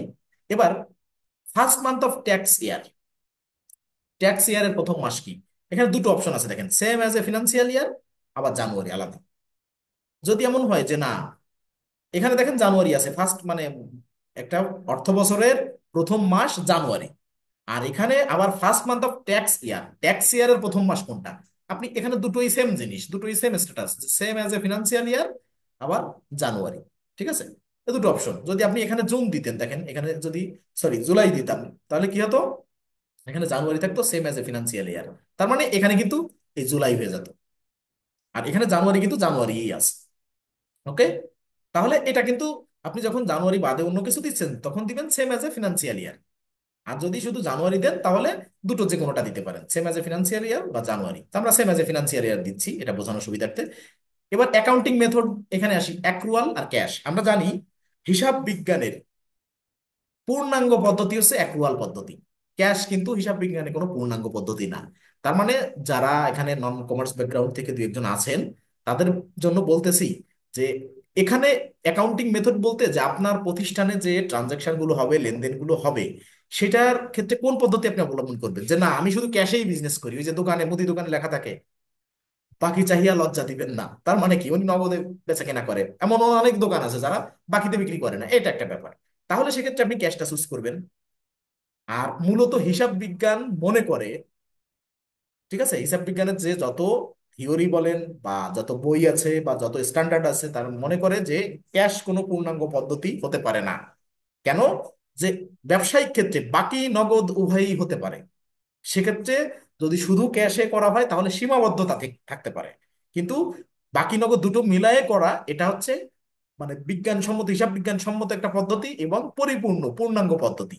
এজন্য যদি কেউ এমন থাকে যে না, কারো আপনি ব্যতিক্রম পাবেন মার্কেট প্লেসে কাজ করতে, যে যদি এমন কেউ থাকে যে না শুধু ক্যাশে বিজনেস করে, তার অ্যাকাউন্টিং মেথডটা ক্যাশ হবে। যেমন বিভিন্ন সুপার শপ আছে, সুপার শপের যদি কোনো অ্যাকাউন্টিং এ আপনি কাজ করতে হয়, বুককিপিং এ, সেক্ষেত্রে কিন্তু আপনার ওনাদের কাছ থেকে নক দিয়ে জানতে হবে যে আপনার অ্যাকাউন্টিং মেথডটা কি, ক্যাশ নাকি অ্যাক্রুয়াল, ঠিক আছে। সেক্ষেত্রে যদি তারা বলে যে ক্যাশ, তাহলে তো আপনি কনফার্ম হয়ে গেলেন। মানে এরকম অ্যানালিটিক্যাল এবিলিটিজ আমার ক্যাশ কাদের ক্ষেত্রে হতে পারে, ঠিক আছে। এই সুপার শপ বা এ ধরনের আরো অনেক প্রতিষ্ঠান আছে, সেই ক্যাটাগরির কাজগুলো ক্যাশে হয়ে থাকে বেশিরভাগ। আর অ্যাক্রুয়াল হচ্ছে কি, ওই বাই সেল বিভিন্ন, মানে মূলত ব্যবসা বলতে আমরা যা বুঝি, ঠিক আছে, ব্যবসা তো বিভিন্ন রকম আছে। তাই যে প্রোডাক্ট ওরিয়েন্টেড বিজনেস, যে পাইকারি খুচরা বিক্রি, মানে পাইকারি কিনে নিয়ে আসা, এই যে ব্যাপারগুলো, এখানে অ্যাক্রুয়ালটা হচ্ছে স্ট্যান্ডার্ড। তো আমরা অ্যাক্রুয়াল দিব যদি কেউ ব্যতিক্রমী থাকে, যে আমি ক্যাশেই বিজনেস করি, শুধু ক্যাশে কিনি, ক্যাশে মানে বিক্রি করি, সেক্ষেত্রে আপনার কিন্তু শুধু ক্যাশ দিবেন। এই যে দুটোই অবস্থা, আমরা অ্যাক্রুয়াল হচ্ছে পূর্ণাঙ্গ পদ্ধতি, আমরা অ্যাক্রুয়াল দিলাম।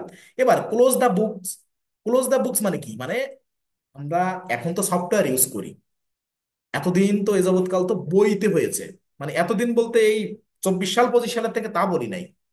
মানে যারা অ্যাকাউন্টিং ব্যাকগ্রাউন্ড থেকে পড়ছেন ব্যাপারটা তারা ক্লিয়ার, যে বুক বলা হয়, যে আমরা যে সফটওয়্যারে করি আর এক্সেলে করি আর খাতা কলমে করি, সেটাকে যে হিসাবের একটা বই, হিসাব বুক মানে, মানে বিষয়টা কি, যখন ব্যাংকের কাজ করতে যাবেন ব্যাংক বুক পাবেন, তারপরে আহ মানে বুক ব্যালেন্স, এই যে বিষয়গুলো নিয়ে যখন জানাজানি হবে, ঠিক আছে, এই ক্লাসগুলো হবে, তখন আরো প্র্যাকটিক্যালি বুঝবেন। তার মানে হিসাব বিজ্ঞানের ধারণা মতে যে একটা বইতে, যে কোনো একটা নির্দিষ্ট বইতে, হিসাবের বইতে হিসাবগুলো সংরক্ষণ করা হয়। এখন ক্লোজ দা বুক বলতে এখানে স্ট্যাটাসটা কি বোঝাচ্ছে? যে আপনি আপনার হিসাবটা, আপনার বুকটা ক্লোজ করতে চাচ্ছেন। যদি চান তাহলে এখানে অন করুন, এটা অফ আছে, যে আমি কি আমার হিসাবের বইটা ক্লোজ করতে চাই, এবং কিভাবে ক্লোজ করতে চাই, এটা কোন, মানে আমার যে টাইম শিডিউলটা কি, কোনটা মেনে আমি ক্লোজ করতে চাই। যদি করতে চাই, না করতে চাইলে ক্লোজ দা বুক, যদি না করতে চাই তাহলে এরকম থাকবে। আর যদি ক্লোজ করতে চাই তাহলে কিভাবে করতে হয়, তো ক্লোজ দা বুক এখানে অন করে দেখেন, আরো অনেক কিছু চলে আসবে। এই যে ওপেন করলাম, এখন আসছে ক্লোজিং ডেট। তার মানে এখন আমি বলি বিষয়টা, যদি এমন হয় যে না, আপনি প্রত্যেক বছরের হিসাব সংরক্ষণ করেন শুরু থেকে শেষ পর্যন্ত, আবার প্রত্যেক বছরের হিসাব চান যে না ওই পর্যন্ত ক্লোজ, যে ডিসেম্বরের জানুয়ারি 1 তারিখে আমি ব্যবসা শুরু করছি, ডিসেম্বর 31 তারিখ ওই বইটাই ভ্যানিশ, আমার লেনদেন ক্লিয়ার, সব ক্লিয়ার। কিন্তু এটা কিন্তু পূর্ণাঙ্গ একটা ব্যাপার হতে পারে না। এটা কখনোই পূর্ণাঙ্গ একটা ব্যাপার হতে পারে না। কারণ কি?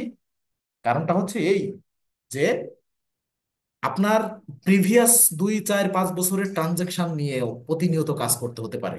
বিভিন্ন প্রয়োজনে প্রিভিয়াস ইয়ারের অনেক ট্রানজেকশন আপনার লাগতে পারে।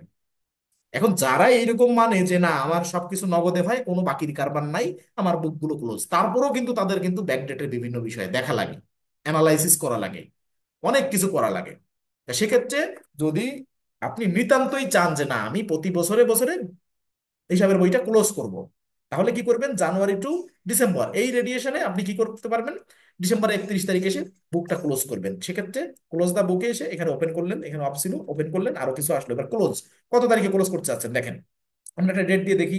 তো ধরে নেন আমরা 2024 সালে, এখন তো 25 চলে, 2024 সালে জানুয়ারি 1 তারিখ থেকে 25 সালের সরি 24 সালের 31শে ডিসেম্বর, এই যে 1 বছরের লেনদেন আমি কি করতে চাচ্ছি, ডিসেম্বরের এই যে 31 তারিখে এসে আমি মুছে ফেলতে চাচ্ছি সাপোজ।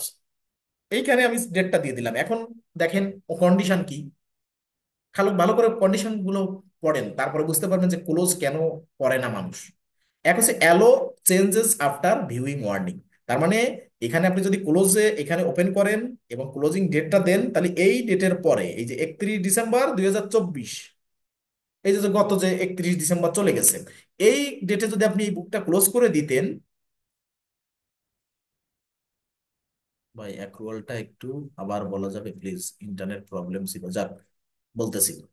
আচ্ছা, allow changes after viewing warning, ধরেন আপনি বুকটা ওপেন ছিল, যে আপনি এখন এসে 31 ডিসেম্বর ক্লোজ করে দিচ্ছেন, এটা তাহলে কি হবে, এই অফ ছিল অন করে দিলেন। অন করে দেওয়ার পরে এবার ক্লোজিং ডেট দিবেন, যে কোন ডেটে ক্লোজ করতে চাচ্ছেন। তো আমরা ধরেন 2024 সালে জানুয়ারি 1 তারিখ থেকে ডিসেম্বর 31 তারিখ হিসাব ক্যাশ করছি, আমার সব ক্লিয়ার, বা ক্লিয়ার না থাকলে আমি ক্লোজ করে দিচ্ছি 31 ডিসেম্বর 2024, এই ডেটটা দিলেন।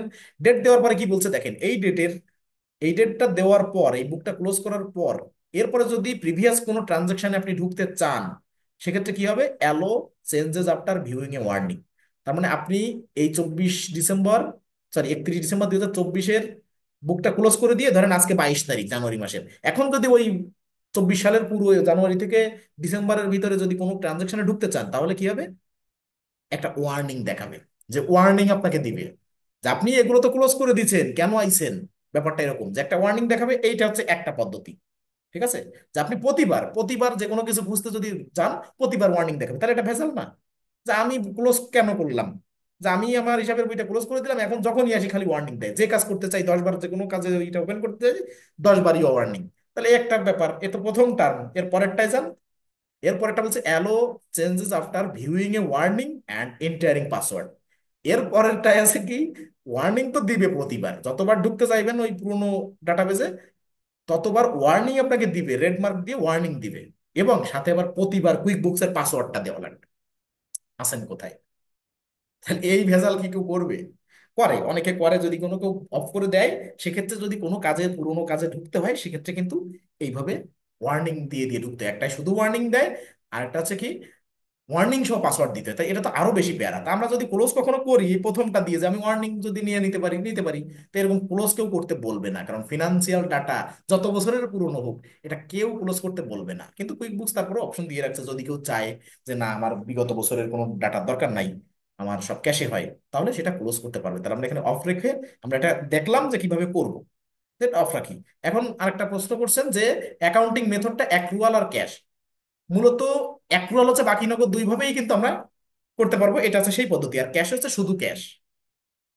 মানে হিসাব বিজ্ঞানের পূর্ণাঙ্গ পদ্ধতি হচ্ছে অ্যাক্রুয়াল পদ্ধতি, আর ক্যাশ মানে সীমাবদ্ধতা। তার মানে কি, যখনই যে কোনো দোকানে যান, বলে যে বাকি চাহি, বাকি চাহিয়া লজ্জা দিবেন না, তার মানে কি ওখানে সীমাবদ্ধতা আছে, যে নগদ টাকা ছাড়া অনেক কারবার নাই। আর অ্যাক্রুয়াল হচ্ছে সব আছে, বাকি নগদ সব আছে, এটা পূর্ণাঙ্গ। এটা জাস্ট অ্যাক্রুয়াল, আর কিছু না। ঠিক আছে? তার অ্যাকাউন্টিং মেথড, হিসাব বিজ্ঞানের পূর্ণাঙ্গ মেথড হচ্ছে অ্যাক্রুয়াল পদ্ধতি। আর যদি কোনো প্রতিষ্ঠান এমন হয় যে সুপার শপ লাইক বা অন্য কোনো প্রতিষ্ঠান এরকম হয়, সেটা হবে ক্যাশে। যে না আমাদের কোনো বাকিতে লেনদেন হয় না, আমাদের বুককিপিং আমরা করাচ্ছি, আপনি আমাদের ডাটাগুলো সব মানে সরি, ক্যাশের যে অ্যাকাউন্টিং মেথডটা হবে ক্যাশ। এটা যদি কেউ বলে দেয় মেনশন করে, বা আপনি যদি জিজ্ঞাসা করে এই এই ফিডব্যাক পান, তাহলে সেটা মনে করতে হবে যে ক্যাশে হচ্ছে। ঠিক আছে? আর পূর্ণাঙ্গ পদ্ধতি হচ্ছে অ্যাক্রুয়াল, এই জন্য আমরা এখানে অ্যাক্রুয়াল দিয়েছি। যাক, এটা মানে বললাম। এবার আসি ডিফল্ট ট্যাক্স রেট সেটিং। ঠিক আছে? ডিফল্ট ট্যাক্স রেট সেটিং আপনি কি করবেন, দেখেন এক্সক্লুসিভ অফ ট্যাক্স আছে, ইনক্লুসিভ অফ ট্যাক্স আছে, নো ট্যাক্স আছে। ইনক্লুসিভ বলতে কি বোঝাচ্ছে?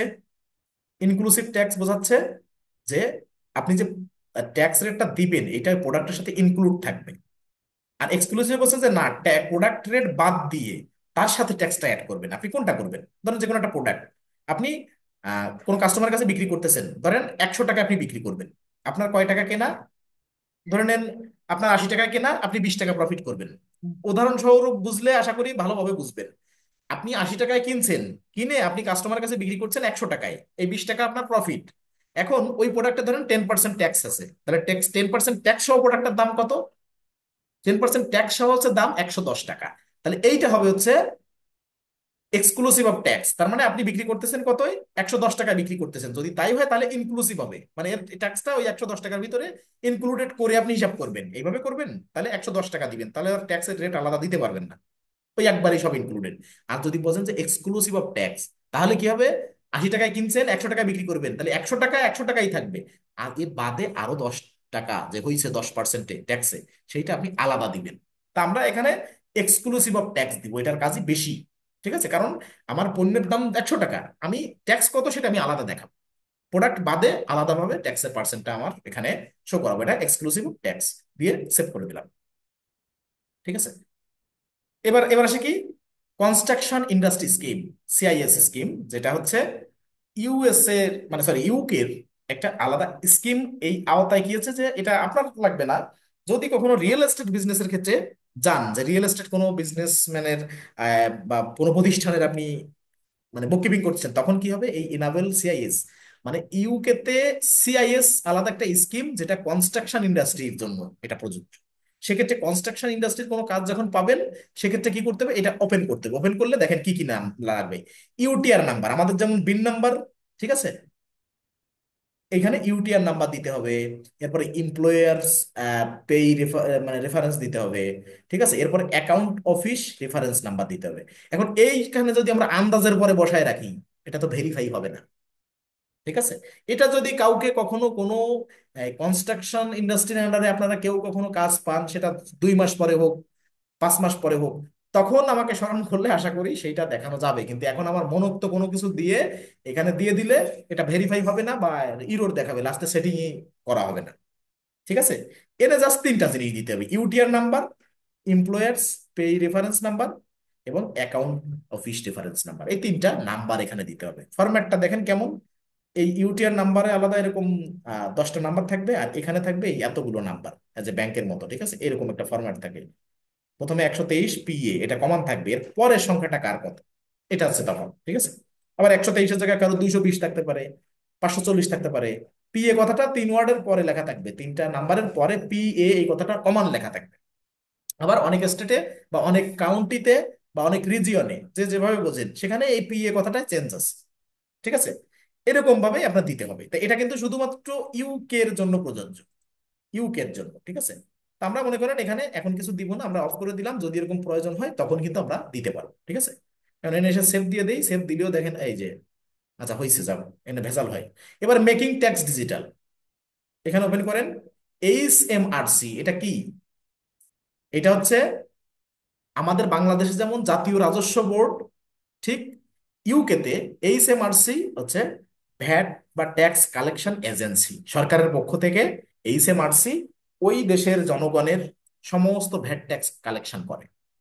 আমাদের যেমন জাতীয় রাজস্ব বোর্ড যেমন, ঠিক আছে। এরপরও তো মানে আরো অনেক কিছু আছে, রাজস্ব বোর্ড তো মেইন, আর তো আরো বিভিন্ন মানে কি বলে মন্ত্রণালয় ভিত্তিক অধিদপ্তর পরিদপ্তর কি দেখি আছে, অনেক কিছুই আছে। কিন্তু জাতীয় রাজস্ব বোর্ড হচ্ছে মূলত এইটা। আর এই HMRCটা ইউকের এই এজেন্সি যারা ভ্যাট ট্যাক্স কালেকশন করে, ঠিক আছে। এখন এখানে বলছে যে HMRC কানেকশন, এখানে মেকিং ট্যাক্স ডিজিটাল বলতে কি, আপনি ট্যাক্সটা এ যাবৎকালে কি হয়েছে যে আমরা কিন্তু ট্যাক্সটা দিতে পারছি ফিজিক্যালি বা দিতে হতো। এখন কিন্তু বাংলাদেশের ক্ষেত্রেও বা সব দেশের ম্যাক্সিমাম, যেহেতু দিন যাচ্ছে পৃথিবীর বিভিন্ন বিষয়ে আপডেট হচ্ছে, সবকিছু অনলাইন বেজ হচ্ছে, এখন ইউকেতে এই যে ট্যাক্স পে করার যে ব্যাপারটা, সেইটা একটা টার্ম তারা নিয়ে আসছে, সেটার নাম মেকিং ট্যাক্স ডিজিটাল। অর্থাৎ আপনি আপনার ট্যাক্সের টাকাটা ডিজিটালি পে করতে পারবেন, ওখানে যাওয়া লাগবে না। আর HMRC আপনার কাছে যাচ্ছে না, আপনিও যাচ্ছেন না, তাহলে কি হবে, আপনি ডিজিটালি পে করতে পারেন। তার জন্য কি করতে হবে, connect to HMRC to stay on top of your tax deadline and submit detail VAT return. তার মানে ভ্যাট রিটার্নের ক্ষেত্রে, ঠিক আছে, আপনি HMRC কে এখান থেকে আপনার ডেডলাইনের ভিতরে টাইম থাকা অবস্থায় আপনি ট্যাক্স সাবমিট করতে পারতেছেন, কিভাবে, ডিজিটালি আপনার ভ্যাটটা সাবমিট করতে পারতেছেন, ভ্যাট রিটার্ন গুলো, ঠিক আছে, সবকিছু। এখন এখানে কি করতে হবে, কানেক্ট, এখানে যদি যখনই কানেক্টে যাবেন, লার্ন হাউ টু কানেক্ট, দেখেন এখানে কি কি চাইবে।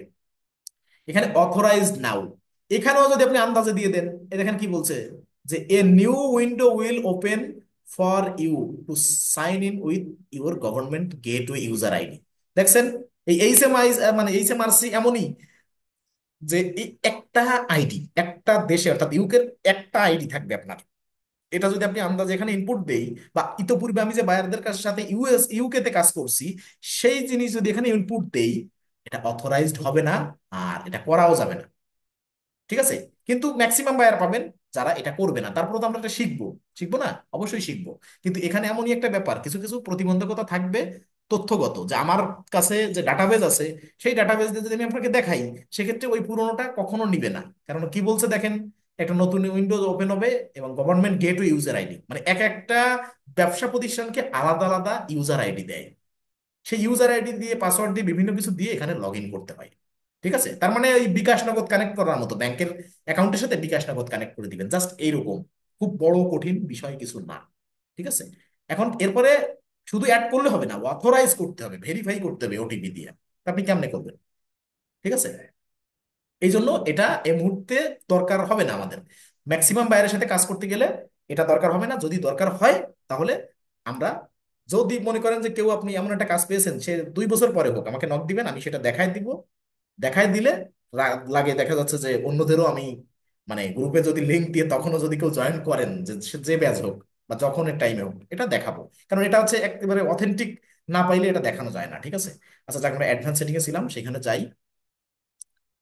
সেম এজ জানুয়ারি এক্সক্লুসিভ ট্যাক্স, এখানে এনাবেল অফ। তাহলে মেকিং ট্যাক্স ডিজিটাল এটা কিন্তু আমাদের শুধুমাত্র ওই একটা আইডি থাকার কারণে আন্দাজে দিয়ে দিলে, যে কোনো ডাটাবেস দিয়ে দিলে কিন্তু হচ্ছে না। তাহলে আমরা এটা বাদ দিলাম। তো এটা সবাই চাইবেও না, ইউকেতে সবাই এটা চাইবে না, কারণ সে ডিজিটালি ট্যাক্স দিতে নাও পারে। আর যদি কেউ চায়, তাহলে আপনার সুবাদে আরো সবাই যাতে দেখতে পারে সেভাবে লাইভ কানেক্ট করা দেখানো, কোনো সমস্যা নাই। তাহলে এরপর আছে কি, কোম্পানি টাইপ। কোম্পানি টাইপ এখানে ক্লিক করেন।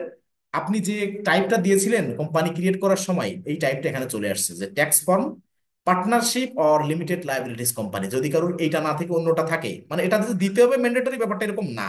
কিন্তু আমাদের ডাটাবেজে একটু খেয়াল করে দেখেন পার্টনারশিপ দেওয়া আছে। এখানে বিভিন্ন ফরম্যাট আছে। আপনি যদি প্রথমে সোল প্রোপাইটর দিয়ে থাকেন, বা ওখানে ল্যান্ডলর্ড দিয়ে থাকেন, বা কর্পোরেশন, স্মল বিজনেস মানে কর্পোরেশন যদি দিয়ে থাকেন, বা আদার্স আরো কিছু যদি দিয়ে থাকেন, লিমিটেড লাইবিলিটি যদি শুধু দেন, নন প্রফিট অর্গানাইজেশন যদি দেন, তা এখানে এসে চেঞ্জ করতে পারবেন যে partnership or limited liability company. Okay, তো এটা দেওয়া থাকবে। কারো যদি এটা চেঞ্জ থাকে, অন্য কিছু দিয়ে থাকেন আগে অ্যাকাউন্ট ক্রিয়েট করার সময়, আপনি এটা চেঞ্জ করে পার্টনারশিপ লিমিটেড লাইবিলিটি কোম্পানি দিতে পারেন, সেম দিতে পারেন। দেওয়ার পরে এবার আসি চার্ট অফ অ্যাকাউন্ট। এখন চার্ট অফ অ্যাকাউন্টটা কি আগে বোঝেন। চার্ট অফ অ্যাকাউন্টটা হচ্ছে আপনার হেড অফ অ্যাকাউন্ট, লেজার, যে যে নামে চেনেন। মানে এখানে কিন্তু স্পেসিফিক কুইক বুকসে কোনো আলাদা লেজার নাই। ইআরপি টালি সফটওয়্যারে যেমন লেজার আছে, বা আমরা বইয়ে যেমন পড়ছি খতিয়ান বা লেজার, এটা কিন্তু লেজার নাই, এটা চার্ট অফ অ্যাকাউন্ট। এটা গ্যাপের স্ট্যান্ডার্ড অনুযায়ী এই সফটওয়্যারটা মেক করা, ডেভেলপ করা। ঠিক আছে, এটা চার্ট অফ অ্যাকাউন্টও যা, হেড অফ অ্যাকাউন্টও তাই, আবার লেজারও তাই। ডিফারেন্ট কিছু না। আপনি এতদিন যদি লেজার লেজার বলতে যেটা চিনতেন, ওটাকেই মনে করবেন, এটা জাস্ট নামটা এখানে quick books chart of account, এবং এটাই লেজার। ঠিক আছে, এখন এইটা থাকার পরে এখন আমি কি চাচ্ছি, চার্ট অফ অ্যাকাউন্ট কি, এনাবেল অ্যাকাউন্ট নাম্বার। তার মানে চার্ট অফ অ্যাকাউন্টে এসে বা লেজারে এসে, আপনি লেজার নামে চেনেন, আস্তে আস্তে চার্ট অফ অ্যাকাউন্টে কনভার্ট হয়ে যাবেন, সমস্যা নাই। এনাবেল অ্যাকাউন্ট নাম্বার তার মানে কি, আপনার যতগুলো এখানে চার্ট অফ অ্যাকাউন্ট অ্যাড করা আছে বা লেজার অ্যাড করা আছে, আপনি প্রত্যেকটাকে আলাদা আলাদা হেডের আন্ডারে মানে একটা নাম্বারিং করতে চান। নাম্বারিং কিরকম, যেমন এখানে গ্যাপের স্ট্যান্ডার্ড অনুযায়ী কি আছে আমি একটু দেখাই। এইখানে তো নাই, এর পরে এই যে পরের ক্লাসে, আগামী ক্লাসে যখন চার্ট অফ অ্যাকাউন্ট আমরা অ্যাড করবো তখন বুঝতে পারবেন। এই যে all asset begin with one, তার মানে অ্যাসেট বলতে যা আছে, অর্থাৎ সম্পত্তি যা আছে একটা প্রতিষ্ঠানে, যদি ওয়ান দিয়ে শুরু করেন, যে ধরেন চারটা সংখ্যা দিয়েছেন, 1000, 1000-এর তিনটা লাস্টে শূন্য আছে, বা 1000 না দিয়ে আমি উদাহরণ দিই, ধরেন 1 2 3 4, বা 1 2 3 2, যে 12 32, এটা হচ্ছে একটা সংখ্যা। এখন আমি যেন ওই 12 32-এর প্রথম সংখ্যাটা কত, এক, ওই এক দিয়ে যেন আমি বুঝতে পারি যে ওটা অ্যাসেট। ঠিক কোন সংখ্যার আগে চারটা সংখ্যা দিয়ে, মনে করেন আমি সব যদি চারটা সংখ্যা দিই, সবগুলো সংখ্যায় আমি চারটা সংখ্যা দিব, সবগুলো মানে অ্যাকাউন্টে আমি চারটা সংখ্যা দিব। সেটা হোক অ্যাসেটে, লাইবিলিটিজে, equity, owners equity, income, cost of good sold, বা এক্সপেন্সে, সবগুলোই কিন্তু আমি চারটা সংখ্যা দিব। যদি পাঁচটা দিই, সবগুলো পাঁচটা দেবো। এটা ডিটেল ক্লাস আগামীকালকে পাবেন। শুধু এখন জেনে রাখেন এই এই জিনিসটা কি, কোন একটা হিসাব খাত কি, আপনি ধরেন বোঝেন না, আপনি কমার্স না, আপনি অন্য, সাপোজ যারা এখানে নন কমার্স আছেন, তাদের জন্য আরো বেটার হবে যে আমি অ্যাসেট কোনটা কোনটা কি দেখি, আমি চিনি না, তাহলে কি হবে, আমি ওই যে সংখ্যা, মানে যে কোনো মানে অ্যাকাউন্টের আগে যদি আমি ওয়ান দেখি, চার সংখ্যা হোক আর পাঁচ সংখ্যা হোক, আমি যদি ওয়ান দেখি তাহলে আমি বুঝবো এটা অ্যাসেট। যদি টু দেখি, শুরুতে টু দেখি, যে চারটা সংখ্যা আছে তার শুরুতে টু আছে, সেটা লায়াবিলিটি। যদি থ্রি দেখি তাহলে এটা ওনার্স ইকুইটি বা ইকুইটি। যদি ফোর দেখি তাহলে ইনকাম।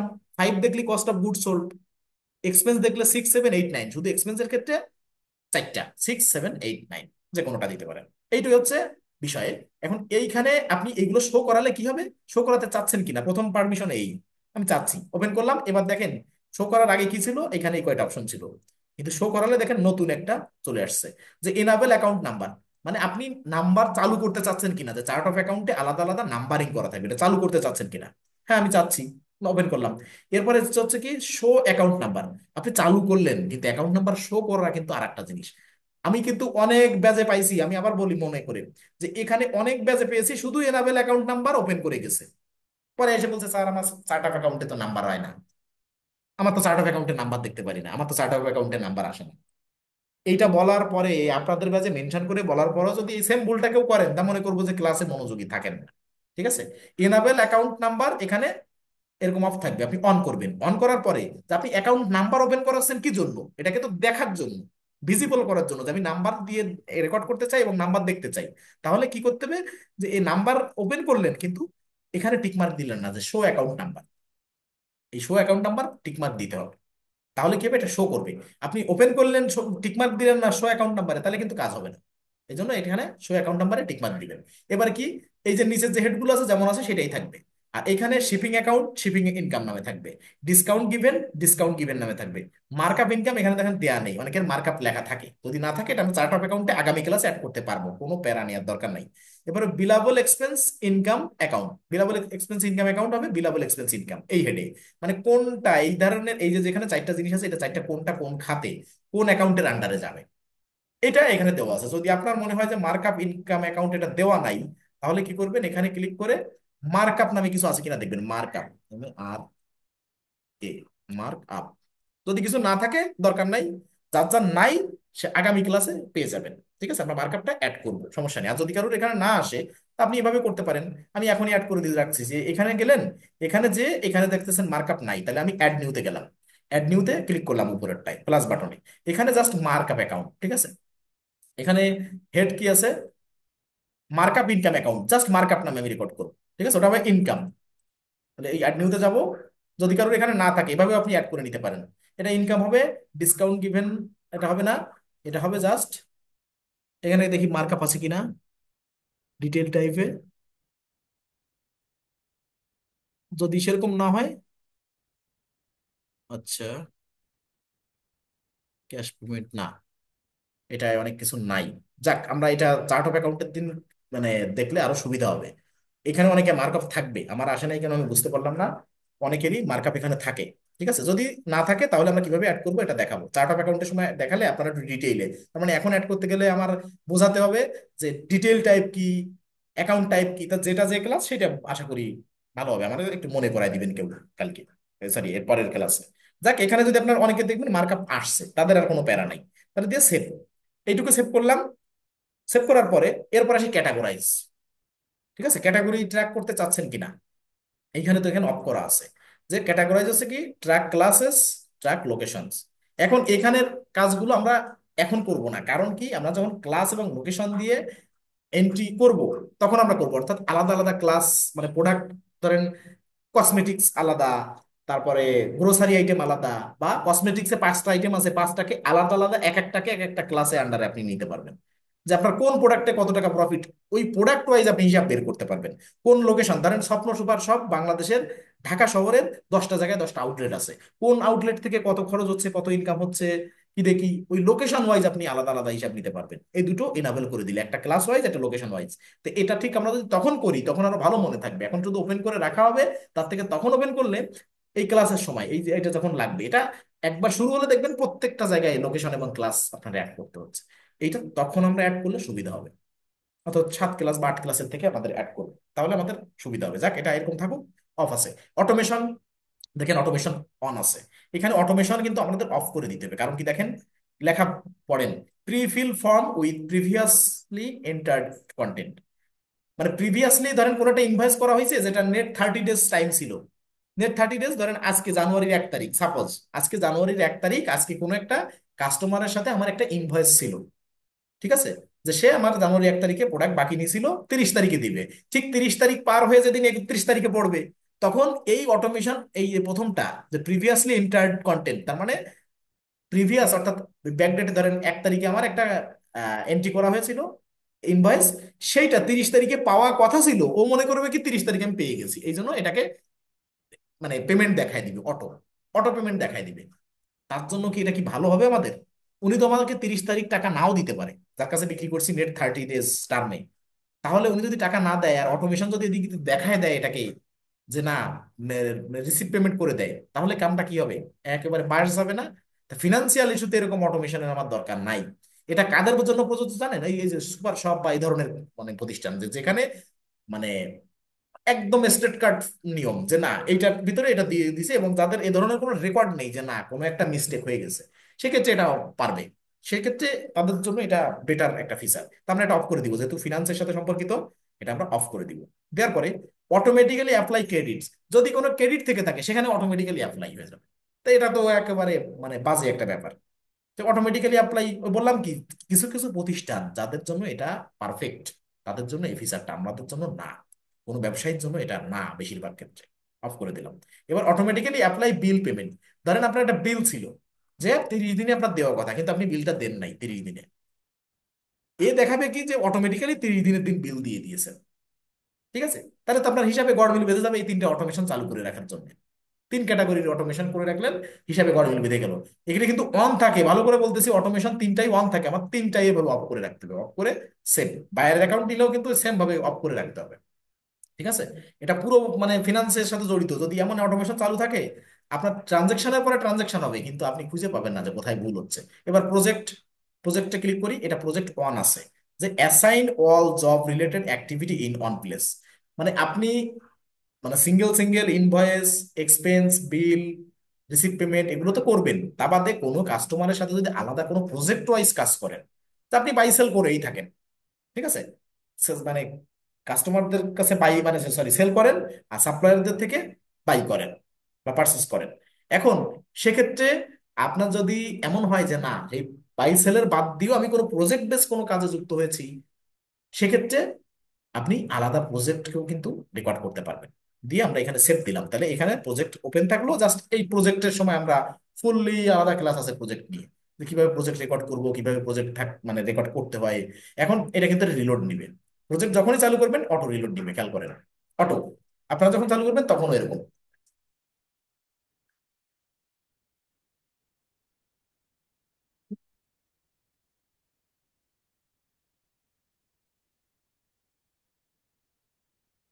এই দেখেন, এবার আমরা কি করব, আমাদের উপরে সব ঠিকঠাক আছে, এখানে যা যা করছিলাম, এই যে সবকিছু। এবার দেখেন আমার চার্ট, এই দেখেন মার্কআপ অ্যাকাউন্টটা চলে আসছে, খেয়াল করেন। এই যে মার্কআপ দেখাচ্ছে, ওই যে যেখানে আমরা বলছিলাম না অফ থাকবে, যাক আমরা ক্যাটাগরাইজ বাদ দিয়েছি, অটোমেশন বাদ দিয়েছি, প্রজেক্ট অন করছি। এবার এসে দেখেন এই যে চার্ট অফ অ্যাকাউন্টে যেখানে গেছিলাম না, যে যেখানে বলছিলাম মার্কআপ আসছে কিনা, এবার দেখেন অটো মার্কআপ চলে আসছে। মানে এখানে সেভ দেওয়ার পরে মার্কআপটা চলে আসছে, আমার অ্যাড করা লাগে নাই। এই যে দেখেন, এই যে মার্কআপ ইনকাম, ঠিক আছে, যে মার্কআপ ইনকাম অ্যাকাউন্ট মার্কআপ এরকম চলে আসছে। আপনারাও যাদের আসবে না তারা একটু সেভ করে দেখবেন, ওই তিনটা আসছে, তিনটা সেভ করে দেখবেন, আশা করি পরে চলে আসবে। ঠিক আছে? এবার আসি পরের গুলো। তাহলে প্রজেক্ট আমরা দেখছি, এবার হচ্ছে currency, home currency, multi currency. Open করি, হোম কারেন্সি কি আছে, GBP. GBP British pound sterling. মানে জিবিপির যদি আপনি ফুল মিনিং করেন তাতে আসতেছে গ্রেট ব্রিটেন পাউন্ড, জিবিপি। আর ব্রিটিশ পাউন্ড স্টার্লিং এটার নাম, ব্রিটিশ পাউন্ড স্টার্লিং, তার মানে পাউন্ডও যে জিনিস, পাউন্ড বিভিন্ন দেশের কারেন্সি আছে কিন্তু মানে ব্রিটিশ পাউন্ড যেটা সেটা জিবিপি। এর নাম কয়টা দেখেন, GBP, British pound sterling, pound, কয়েকটা নাম আছে একই কারেন্সির, বিভিন্ন নামে বিভিন্ন জন চেনে। ঠিক আছে? এখন এই জিবিপি এখানে লেখা থাকবে ব্রিটিশ পাউন্ড স্টার্লিং মানে ফুল ফর্ম। তার মানে জিবিপির full form British pound sterling না, জিবিপির বলছি গ্রেট ব্রিটেন পাউন্ড। আর ওদের কারেন্সিকে ডাকা হয় ব্রিটিশ পাউন্ড স্টার্লিং নামে আন্তর্জাতিকভাবে। ঠিক আছে? তাহলে এটা আমার হোম কারেন্সি, আমি যেহেতু ইউকে তে একটা কোম্পানি ফর্ম করছি। এবার মাল্টি কারেন্সি কি, যখন আমি বিভিন্ন দেশের মানে সাথে বিভিন্ন কারেন্সিতে ব্যবসা করব, সেইটা হচ্ছে মাল্টি কারেন্সি। তবে সব থেকে বড় সতর্কতার বিষয়, যদি কেউ অমনোযোগী থাকেনও, তাও একটু মন দেন এখন, সেটা হচ্ছে মাল্টি কারেন্সি এমনই একটা বিষয় যে একবার যদি কুইক বুকস এখানে ওপেন করেন, অন করেন, জীবনে আর বন্ধ হবে না। মনের ভুলে আর কখনো বন্ধ করা যাবে না, এবং তখন হোম কারেন্সিও আর চেঞ্জ হবে না, হোম কারেন্সি এডিট করা যাবে না তখন। তার মানে হোম কারেন্সি ফিক্সড ভাবে এখন কিন্তু চাইলে আপনি হোম কারেন্সি যে কোনোটা দিতে পারেন চেঞ্জ করে, ওইটা তো দেওয়া আছে। ইউকে তে একটা কোম্পানি ফার্ম করছে বিদায় আপনি যদি চান যে ইউএসডি দিবেন আপনি দিতে পারেন এখন। কিন্তু একবার মাল্টি কারেন্সি ওপেন করা হয়ে গেলে তখন আর হোম কারেন্সি চেঞ্জ হবে না। তার মানে মাল্টি কারেন্সিতে ধরেন আমি, আপনি ইউকে তে একটা কোম্পানি আছে, আপনি বাংলাদেশের আমার সাথে আপনি বিজনেস করতেছেন, তাহলে আপনি টাকায় বিজনেস করবেন, আমার কাছ থেকে নেবেন টাকা, আপনি কনভার্ট করে আপনার জিবিপিতে নেবেন। আবার কেউ একজন পাকিস্তানি একজনের সাথে, ইন্ডিয়ান একজনের সাথে, যার যার কারেন্সিতে ব্যবসা করছেন, তাদের কাছ থেকে নিচ্ছেন ওই কারেন্সি, কিন্তু আপনি কনভার্ট করে ওটা ব্যাংকের মাধ্যমে কনভার্ট করে কি করতেছেন, আপনার কারেন্সিতে রূপান্তরিত করতেছেন। এখন এর জন্য আপনার কি করতে হবে, হোম কারেন্সি তো ফিক্সড একটা থাকতে হবে, তা না হলে তো মাল্টি কারেন্সিতে বিজনেস করা পসিবল না। এই জন্য তখন একবার মাল্টি কারেন্সি ওপেন করলে হোম কারেন্সি চেঞ্জ করা যাবে না বা এডিট করা যাবে না, আর মাল্টি কারেন্সি অফ করা কখনো যাবে না একবার চালু করলে। ঠিক আছে? এই জন্য কি করব দেখেন, এনে সবকিছু অনেক কিছু লেখা আছে, you can't turn it off, you can't change, মানে অনেক কিছু লেখা আছে। মূল সারাংশ হচ্ছে যে I understand, I can't undo multi currency. যদি একবার ওপেন করেন, এটা যদি টিকমার্ক দেন এখন, দিয়ে যদি সেভ করেন, তাহলে আজ জীবনে অফ হবে না। এই জন্য মাল্টি কারেন্সি নিয়ে আমাদের ট্রানজেকশন যখন থাকবে, প্রচুর ট্রানজেকশন আছে আমাদের মাল্টি কারেন্সি নিয়ে, যখন আমাদের মাল্টি কারেন্সি নিয়ে ট্রানজেকশন থাকবে তখন আমরা মাল্টি কারেন্সি অন করবো, তাছাড়া মনের ভুলেও সব অন করলেও মাল্টি কারেন্সি অন করবো না। ওকে? এই মাল্টি কারেন্সিও দেখেন, এই যে একটু এডিট এডিট করতে গেছি, এখানে আবার রিলোড নিবে, অটো রিলোড। তার মানে প্রজেক্টের ওইখানে আর মাল্টি কারেন্সি এখানে হাত দিলে যদি একটু এডিট করার চেষ্টা করা হয়, অটো রিলোড নিবে।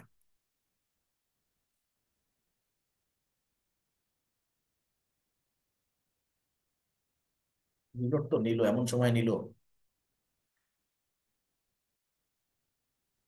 আমি হয়তো একটু ডিটেইলে বলতেছি, একটু সময় বেশি যাচ্ছে। এই এই ক্লাসটা 10 মিনিটেও শেষ করা যায়, যা যা শেখাচ্ছি 10 মিনিটে।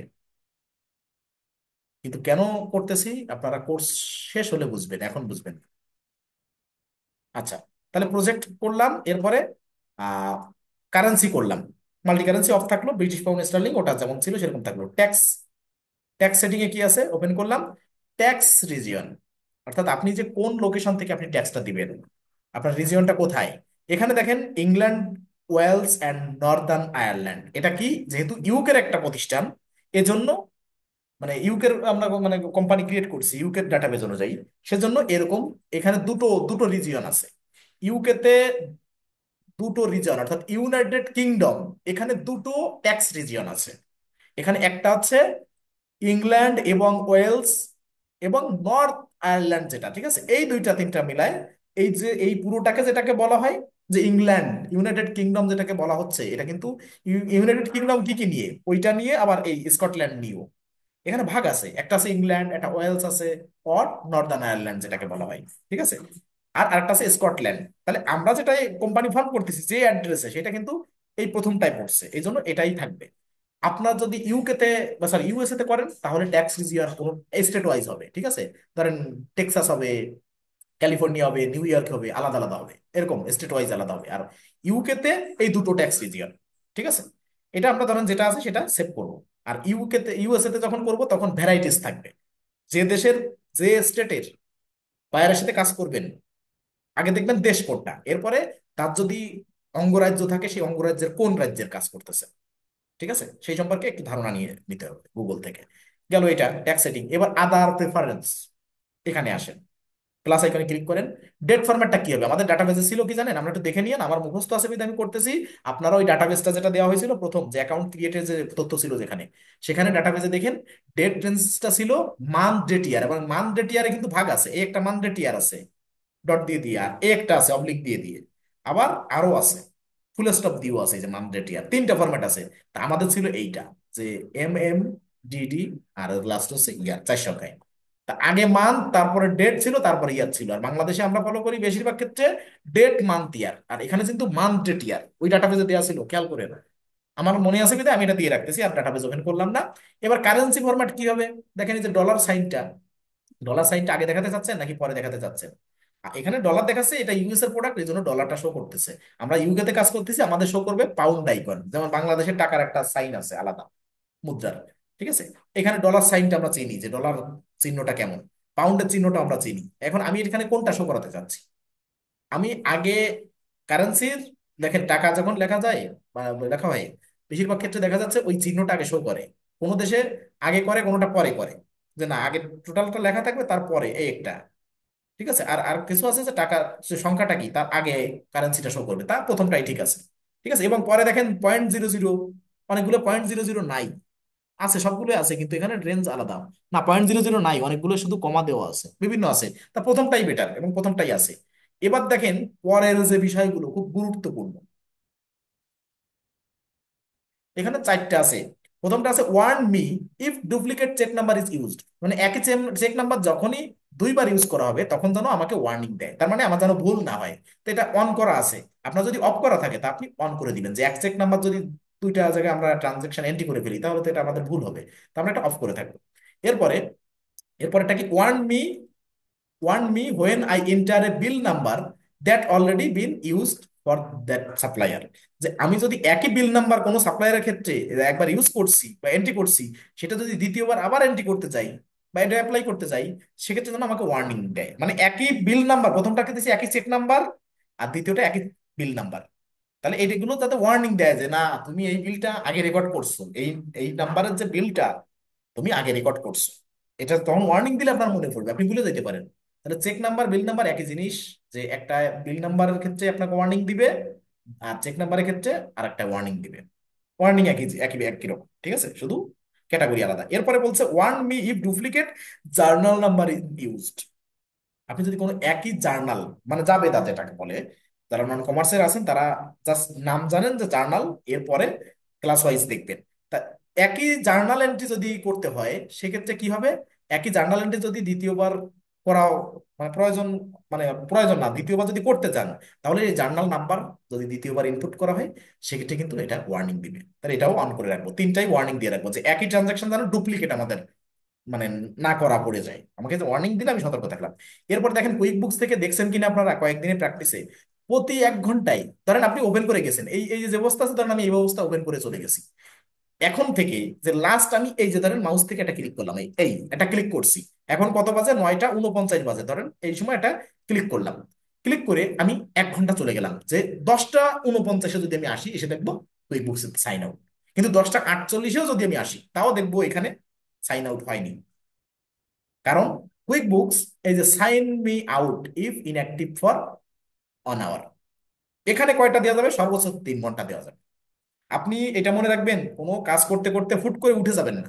উঠে গেলে দেখা যাচ্ছে 1 ঘন্টা সাইন আউট করে দিল, আর এখানে সর্বোচ্চ এটা দেওয়া যাবে 3 ঘন্টা, তাহলে আমরা 3 ঘন্টা চালু করে রাখবো। দেখা যাচ্ছে বাইরে কোনো একটা প্রজেক্ট নিয়ে কাজ করতেছেন, কোনো কারণে কেউ ডাক দিল বা কোনো কারণে কোনো একটা ইমার্জেন্সি ইস্যু, আপনি উঠে গেলেন, সেভ করলেন না, তখন কিন্তু অটোমেটিক সাইন আউট হয়ে যাবে, তখন ওই কাজগুলো পন্ড হয়ে যাবে। এই জন্য একটু সতর্কতা অবলম্বন করবেন। আপনার মনে রাখতে হবে যে এখানে সর্বোচ্চ 1 ঘন্টা না, আমি 3 ঘন্টা দিয়ে রাখলাম। 3 ঘন্টার ভিতরে যদি মাউসের একটা সিঙ্গেল ক্লিকও আমি না করি, এখানে এসে মাউসের একটা সিঙ্গেল ক্লিক নাও করি, তাহলে কিন্তু আমাকে সাইন আউট করে দিবে। এটা মনে রাখতে হবে। রেখে এখানে সেভ করব। সেভ করার পর এরপর হচ্ছে আমার ডান দিতে হবে। এটা একটু সেভ নিবে, একটু সময় নিবে।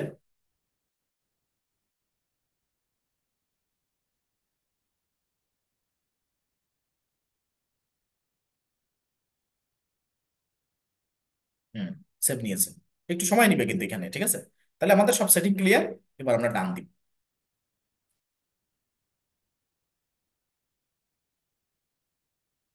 এখন আমাদের সূচিপত্রে এখানে আর একটা বিষয় আছে, ম্যানেজ ইউজার। তা অলরেডি 9টা 51 বাজে মনে হয়। এখন যদি আপনারা বলেন আমি দেখাতে পারবো, কিন্তু একটু লোড বেশি পড়ে যায় কিনা। আর যদি মনে হয় যে আগামীকালকে আগামী যে ক্লাসে সেখানে শুধু চার্ট অফ অ্যাকাউন্ট অ্যাড করা নিয়ে ক্লাস আছে, তাহলে সেই ক্লাসে আমি কিভাবে ইউজার দেওয়া নেওয়া করতে হয়, মানে আপনি যখন একটা বায়ারের সাথে কাজ করবেন সেক্ষেত্রে ইউজার অ্যাক্সেস কিভাবে দিবেন, মানে আপনাকে অ্যাক্সেস দিবে কিভাবে মেইলে, এবং আপনি কিভাবে মানে অ্যাক্সেসটা অ্যাকসেপ্ট করবেন, এবং কোন কোন অ্যাক্সেস দেওয়া যায়, ডিভাইডেড করে পার্ট পার্ট অ্যাক্সেস করা যায়। তার মানে এখন হয়তো 20-25 মিনিটের মতো লাগবে। তাতে আপনারা যদি বলেন চ্যাট বক্সে লিখে দেন যে না আজকে এই পর্যন্ত থাকবে নাকি আরো কন্টিনিউ করবো আমরা, আমার কোনো অসুবিধা নাই যদি আপনাদের কোনো কন্ডিশন থাকে। কারণ এখানে অনেকে আছেন যে 10টার সময়, যেমন আহ, কি নাম ওনার, আসাদ সাহেব মেবি, ওনার হয়তো কাজ আছে। উনি বলছিলেন যে 10টা পর্যন্ত একটু টাফ হয়ে যায় ওনার জন্য। নেক্সট ক্লাস, ওকে। আচ্ছা, তাহলে আমি এখানে সেভ করে দিই। এই এই শুধু এই ম্যানেজ ইউজার অংশটুকু আমরা নেক্সট ক্লাসে আমরা জানবো, ঠিক আছে। আচ্ছা, আরো কয়েকজন কি লিখছেন? নেক্সট ক্লাস দেখেন, নেক্সট ক্লাসে দেখবেন। আচ্ছা, ওকে ওকে, ঠিক আছে। ওকে, আমরা একটু সেভ করি।